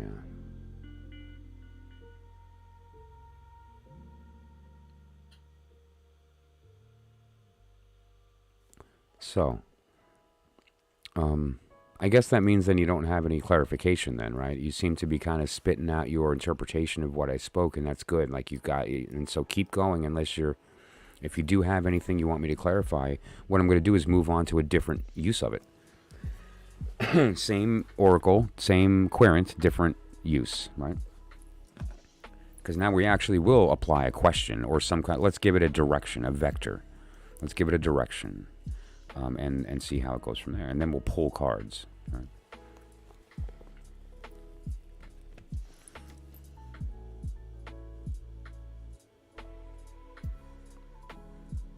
Yeah, it doesn't hurt that you're Italian and it's just built. You're an Italian woman with a fully integrated divine masculine. Just to be clear, I mean, Missy is an Italian American with a fully integrated divine masculine. So that's a tough personality sometimes if it's not feeling empowered and she's feeling a lack that's affecting that, right? Amen, my brother. Shushu with more wisdom, right? That's the beautiful yin yang. Value is personal. Value is a made up. It's an adjective. You are priceless. You're worth everything and nothing at once because it's all you are. You are everything. Cool. So we've just gotten some insane amount of learning. We know a little bit about Missy now, a little bit, But we do know one thing. We know where the hole is. And now we know the shape. And so now we can ask and interrogate this slightly differently of what to do. That's my word when I'm doing a reading for people. Now that we've uncovered the truth, what do I do to realize it? What do I do to ameliorate? What do I do to begin the process of transformation or growth? And so let's talk about that. So this is a little different. We're going to start actually taking some beads out of here, right? And so I've got my the witness stand. This is where I put 4 of the 5 beads just to set them aside. I mean, you have your own place where you put them. I put them in here because it keeps them from rolling around, and there's little holes, so it implies that they can hear through the holes. They can see what's happening. And these are the 4 elements that are actually the things that are moving around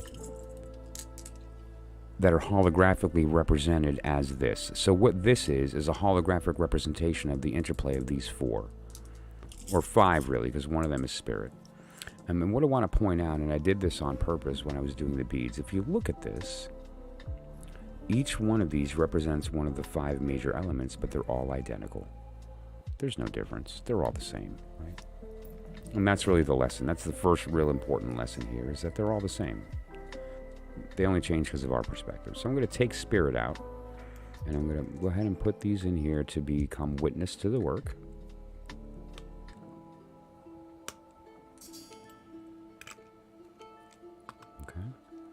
And spirit, back in ball. Okay, so now we put the spirit back in, and I'm going to take these 3, which is this beautiful little shell, which represents the 3 petals of the tree here. The inside of that rose cross are those 3 letters, Aleph, Mem, Shin. And what those represent are the 3 mother letters of air, water, and fire. That's why they're yellow, blue, and orange, or red. But air, water, and fire. And those 3 are basically the 3 main elements that are responsible for everything in existence. And so I'm just going to put this here aside as well, next to the witnesses. The 3 deacons. And so what we're going to do here is to just stir this up. And now we're doing something different. We're going to pick cards, okay? True. And actually, we could even say this. From a definition perspective, that's a pure statement, Shushu. You are as worthy as you allow yourself to be. True. From the perspective of yourself, which is the one that is the only one that matters. But it's also the idea that worth in and of itself is a fallacy if we consider that due to the fact that we can accept that we're in an infinite space and time and probability is infinite, all values are equal, which goes back to your original statement that priceless means you're worth nothing. And what you are as far as worth is strictly the 100% totality of the fact that you are seen or heard by another person, that you are acknowledged, your existence is acknowledged.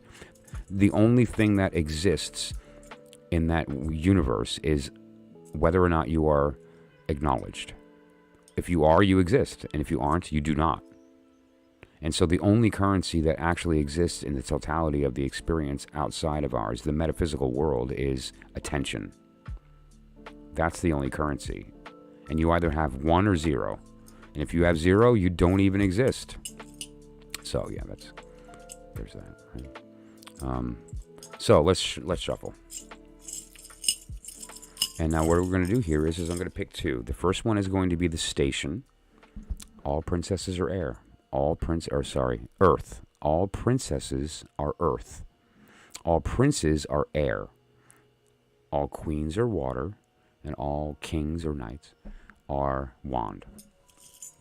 So the first one we're going to pick is going to determine the suit, or the station of the suit, which part of that suit.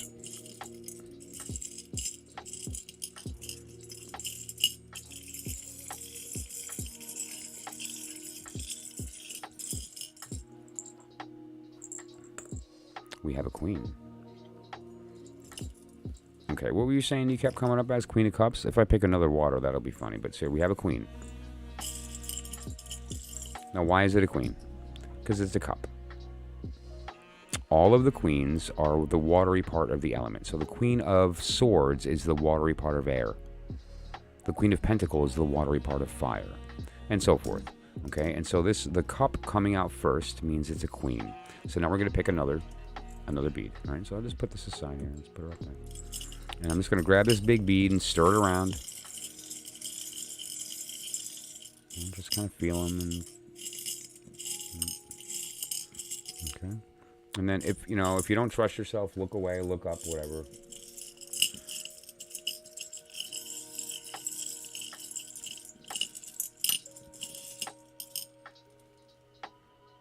Okay. We have the Queen of Pentacles. Special card, and I'll tell you why in a sec. Okay, so we have the Queen of Pentacles.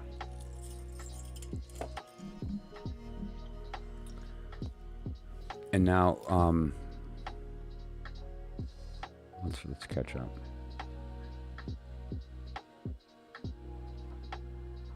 I don't get that vibe at all. Never once did I get the vibe that you're a damsel in distress. Sword, Cup, or it could be both. 444, sweet.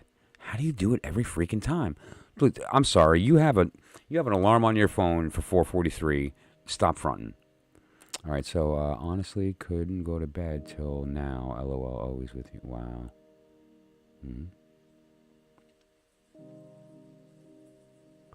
Yeah, your sword, he's cups. Okay. Well, right now we're looking at Pentacle. And what does this mean? What is blue? The desire to be filled by. The state of listening. The want. The thing that, you're being in a state of listening. And what? The Pentacle. The Pentacle isn't just the thing you make. It's the product of the work. So sometimes, whatever your intent is to make doesn't matter. What you make is what matters. And so that's going to include what you intend to. What you allow into your space to change the energy. What you inadvertently allow in your space through the fact that you can't stop it for whatever reason and it just enters.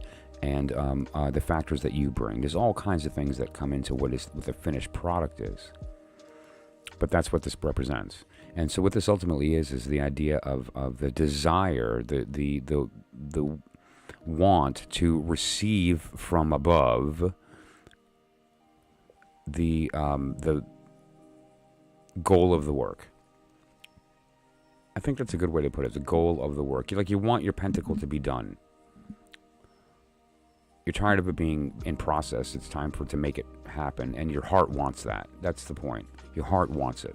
It's not about your mind saying, oh, I want that money. Or your body going, I want that thing because it's going to make me feel good. Or I can, put it on and feel empowered. Or I can, whatever the case, about stuff. This is different. This is what your heart wants. And it's time. It's feeling like it's time to make that happen. It wants to make that happen.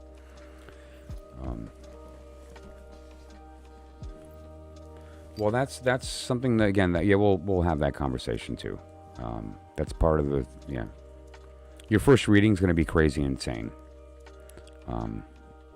But now what we can learn a lot more than you think from this process, because once we know the court cards and we understand the language of the tarot, this now gives us access to oodles of information. The Queen of Swords exists in a very specific period of time. And that period of time is kind of toward the winter. Let me pop the wheel up. If we look around the wheel for the queens, the knight, queen, and prince are around the edge of the outer edge of this wheel here, right? And so we're just going to go around the edge until we see Queen of Swords. And it's moving into the period of time from middle end of September and all the way through right before the fall, right before fall. So this is the period of time of the September period of September 12th through October 12th. At least that's where to locate it on this wheel. It's the quiet times are coming. It's the shift from the warm to the cool. It's the transitional period from the spring and fall are the transitions, and this is that transition into fall as things are going more toward the descent as opposed to the ascent, right? And also the energies here, you'll notice a few things. Let me pop up the diagram here so I can draw on it at the same time. Let's get rid of these. Okay, and what we're going to be looking at here is the full period of time of the Queen of Swords. So let me grab the pen and then pop up the appropriate diagram, and we'll go from there. Okay, shut that off, shut these off, and there we go. Okay, great. So here's what we're looking at. We're going from here to the Queen of Swords. Okay. And so this is the period of time that we're interested in here. And you'll see that there's a lot of different energies that are associated with this. The first thing that we're going to see is that there's 3 deacons, or the small cards, that are associated with that period of time. The 10 of Discs, the 2 of Sword, and the 3 of Sword.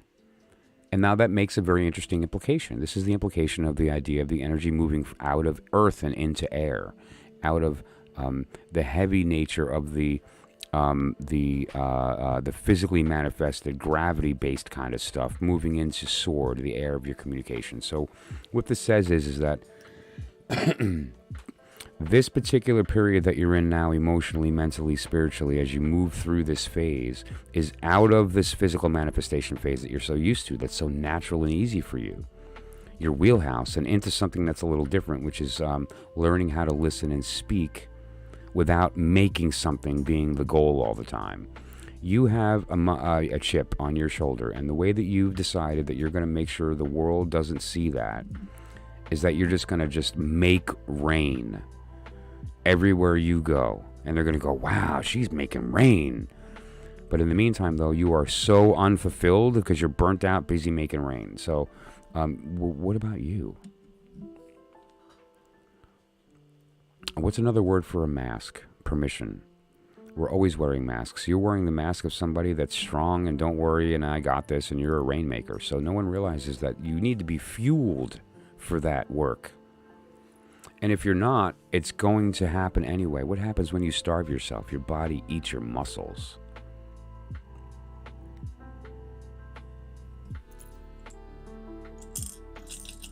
That's the answer, so I'm going to stop. So you get the idea. You're so good at manifestation that it's all you do, and you're lacking love. You're lacking, no one is listening. You're lacking all kinds of stuff because you're just busy making rain for other people to make sure that everybody knows that you're worth it.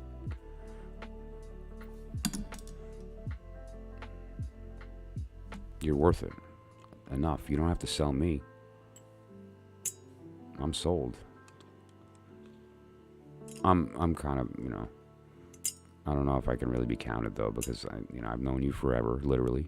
And so I don't judge you because I know what you're capable of. I know the end of your story. I know how this ends. And it's kind of amazing. You have no idea what you're in for. And it's huge.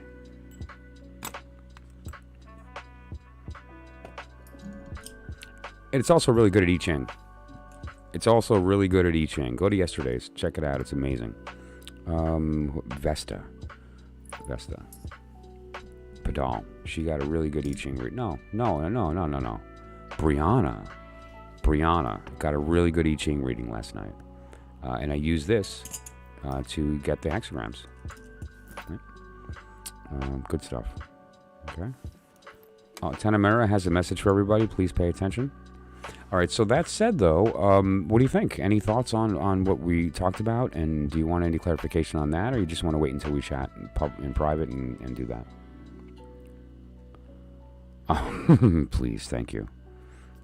93 octane. Who knows that joke? Come on now. Any Thelemites in the room?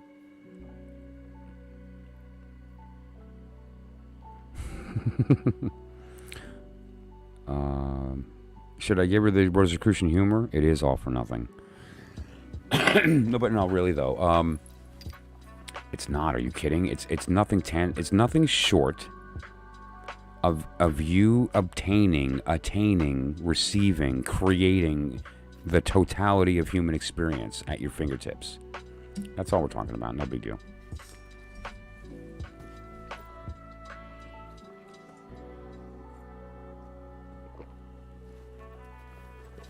And as far as everything that you've gone through that you're thinking, man, I wasted all. No, you didn't. Timing. You put out your will and the universe decides how it gets manifested, right? And so it might be longer than you think. And so you are right where you belong, doing exactly what you should be doing. And the only thing that maybe potentially would be causing you any kind of distress is that you need to get out of the way and allow that to happen without expectation. And when you do that, you're just fine. You're doing exactly what you should be, at the time you should be, at the speed you should be. And all you have to do is be okay with that. Because you're fucking awesome. And these asses you're kicking and names that you're taking are going to be friends of yours. And they're going to be tools that you use. And they're going to be stories you tell to enroll others in this truth. And you're doing it right now, so you're cool. And that bottom line here is that who we decide that we get our currency from is up to us. And the fact is that there's only one person in the world that matters. All right, so this who cares? Don't even hear it. It's noise. It's chatter. It's the piece of you that's in them that's ringing that they want. And all we have to do is remind them that it's there. That's what happens when people get jealous and vitriolic, is that they see a piece of you in them that they wish they could activate but can't. And they're jealous. They want that. Vesta is a heavenly body. It's a, I don't think it's the largest. This is the second largest asteroid. Cats and parents are close.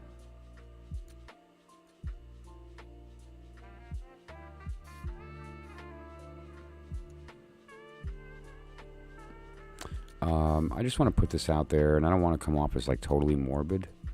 You are already alone. You've always been alone.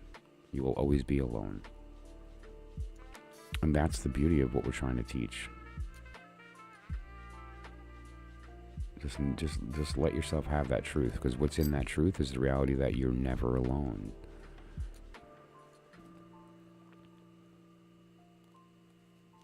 We've never been apart. Oh, she's a baby? Okay. Cool. I may have to just look up Vesta and speak about it. Because I can speak about astrology at a pretty authoritative level, but I never actually got into the asteroids.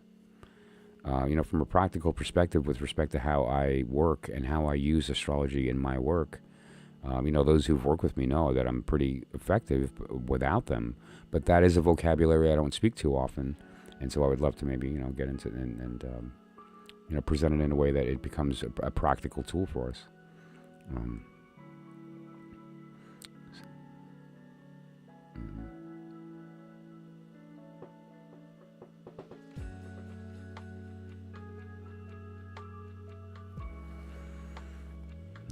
Well, that's the reality, though, yeah.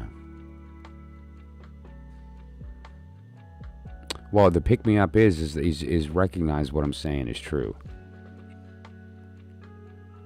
The fact is that you're actually living your destiny perfectly right now, and the patience that you need is accessible to you. You just have to kind of grab it, and that patience comes from the knowing that you're on the right path, and the people that are going to no longer be in your life won't be for the right reason.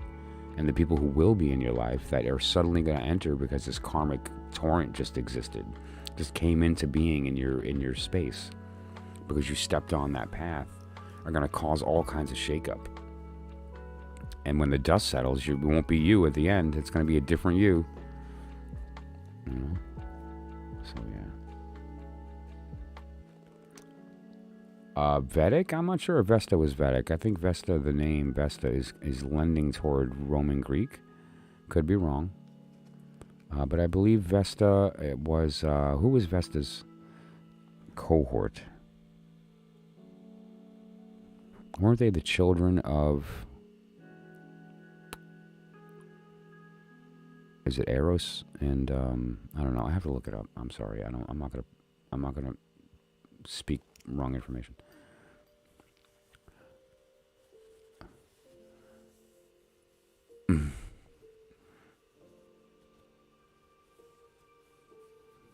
Cool.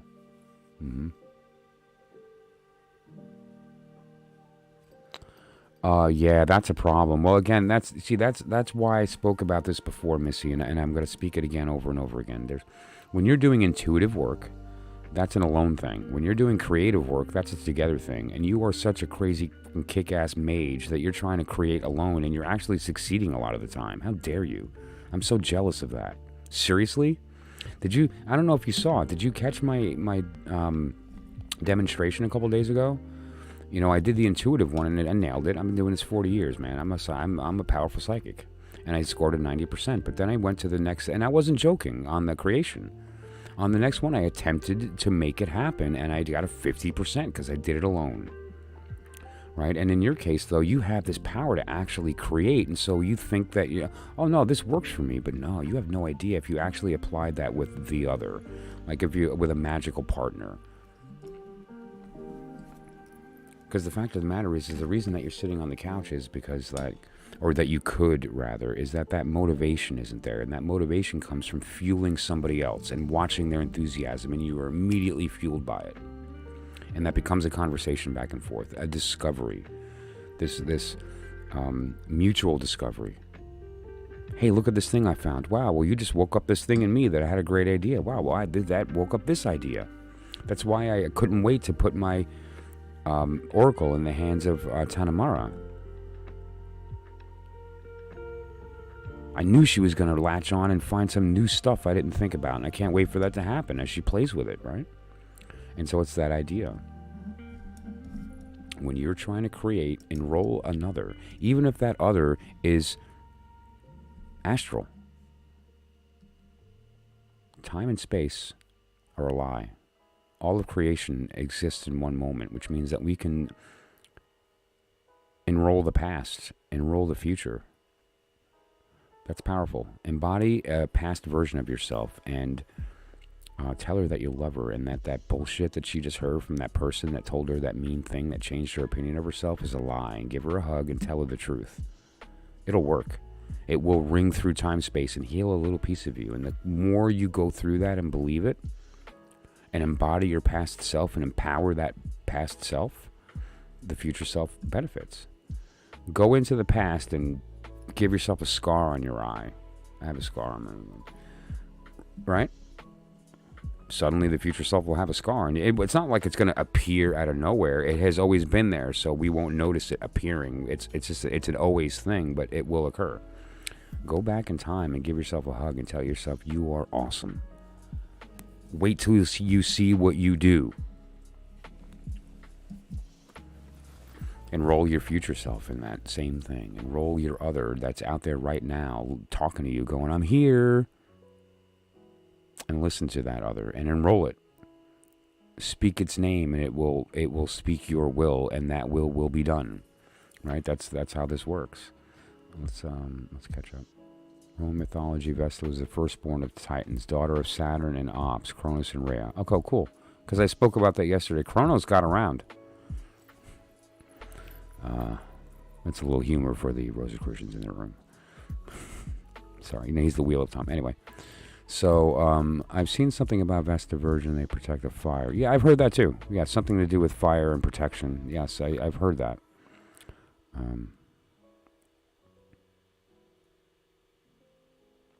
30 years of chastity and kept it from. Oh, okay. So it was like a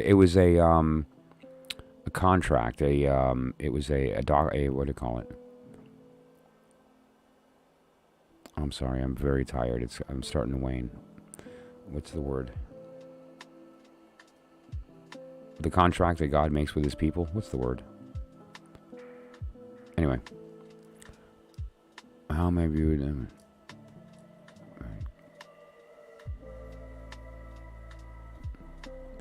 Yeah, well, you know, it's very it's normal and natural and good to want to seek the attention of others. At least, you know, recognize my existence, like, you know.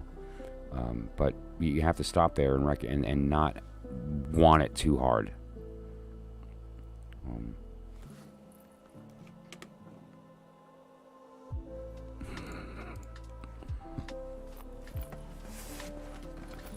Sorry.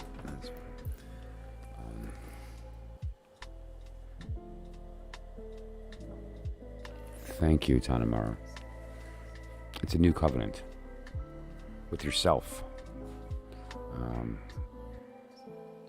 Yeah, and here's another thing. This is really big, Missy. I'm experiencing this. I have experienced it, especially in the past, but I'm experiencing it right now as well with this new venture to put myself out there publicly like this. You are never respected in your hometown. You're just Missy to these people. Right? And so the fact is that when you get out into the world and you put yourself out there for who you really are, devoid of this picture that you have to unlearn from these people's brains, forget all that. Instead, what you have to do is just put yourself out there, and there's going to be this whole new pool of energies that are going to come into your space because you're on this path, and all these old people are just going to fly away and shed off, and what you're going to wind up being left with is a new family that knows nothing but the real you, because they don't have any preconception or expectation or identification. You just are what you tell them you are, and they'll believe you. Instead of, yeah, but you're that Missy from before that used to do this and does that, or look this way, or said these things. Look, so? No, that's not how it works. He is just having a tired dream. Amen, brother. Wow. Shoo. I'm going to give you my password, and you can have my channel, because you get it. So, yes. Love that word. Love it. Okay, Tanamara, how many cards do we need to make a Soul Tribe deck? Because that's how big this community needs to get. And you need to make a deck with everyone's picture on it. Everyone's got a different talent. So, but yeah. And I have to say, of the people that have come into the channel here, that, you know, Missy, Uncle Noob for sure. I'm not 100% sure yet about Vesta, but I'm pretty sure about Vesta. Luana for sure. D, if you're still here. I don't know if I should reveal your name, so I'm just going to call you D. You know who you are. Sirius. And then Kitty. These people are right on with what we're talking about here, and most of them are smarter than me by a lot. Like by a lot, not just a little. And how great is that? You know, Bill Gates wrote a book years ago, and I forget the actual name. The Road Ahead. It might be The Road Ahead, but basically he talked about, like, you know, what are some of the things that brought you to your level of success? And he's a pretty smart guy, as you know. You know, he invented the operating system. Well, sort of, but you get the idea. But that he said basically, you know, hire people smarter than you. That's how you succeed. Love something a whole lot, and then enroll a bunch of people who also love that thing that are smarter than you. Even if they don't know as much as you do, that's not what you're looking for. I don't want people who know more than me. I want people who are smarter than me that will take what I know and then give it back to me in a better method than I gave it to them. That's the way to do it, right? And so Missy is smarter than me. Shushu is smarter than me. Luana is smarter than me. And I've seen this as well. Kitty can take a look at a piece of artwork I did and just be like, boom, boom, boom. Did you ever think about this? What about that? And the intuition just flows. I never went that direction. I can't wait to develop this relationship with Tanamera and how this is going to develop with respect to my oracle making. Right? And I'm available to you all. Take every ounce of what I have to give, and let's do this, right? Together. You guys have a lot to share. Please send me your art. anything that you think will contribute to this community with respect to visionary artwork, music, I'll play it. Sketching, sculptures, I'll show it. Poetry, I'll read it. Mm-hmm. Suggestive pictures that are only for me, I'll keep them to myself. There's my text. I'm kidding. So, but really, the fact is that know your role in the community and be it. And what that means is to show up. If you're an artist that has a vision and you're not sharing it with us, like, you're hurting yourself and us. We can all gain from that. Or, if you have a song in your heart that speaks that truth, give us the title. Shushu blew our minds yesterday with Owner of a Lonely Heart. And there are other songs out there that are like that, right? And so go for it. Put yourself out there in a room full of people who all know by looking at you and all know the truth that that's you, themselves. They see themselves in you. You're safe. You are not only among friends, you are among self. I am you. I'm your other half. I am the other. Have me. And open yourself up and pour out everything you have to this group, and we will all take it and we will love it and make it part of ourselves, and we will all grow from that and then fill you back up with all that renewed knowing and learning and loving.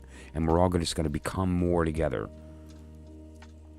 But you got to be open to it. That's it. Just be open to it. That's all you got to do is be the cup. Right?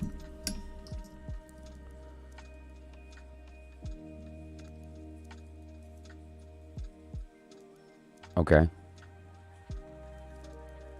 Great. Awesome.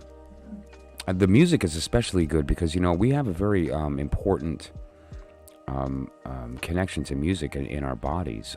We manifest in ways that are very interesting, and there's a lot of correlations in our ratios that connect directly with music. For instance, I'll just drop this one because I promised Vesta that I was going to tickle her left brain, and then we got off track, and I was in a giddy, weird mood tonight, and so I didn't get into my math. I promise I'll get into math. I'm a math geek first. And so here's the deal. Take the human vertebrae and weigh each one and compare it to the weight of the vertebrae next to it, and the ratio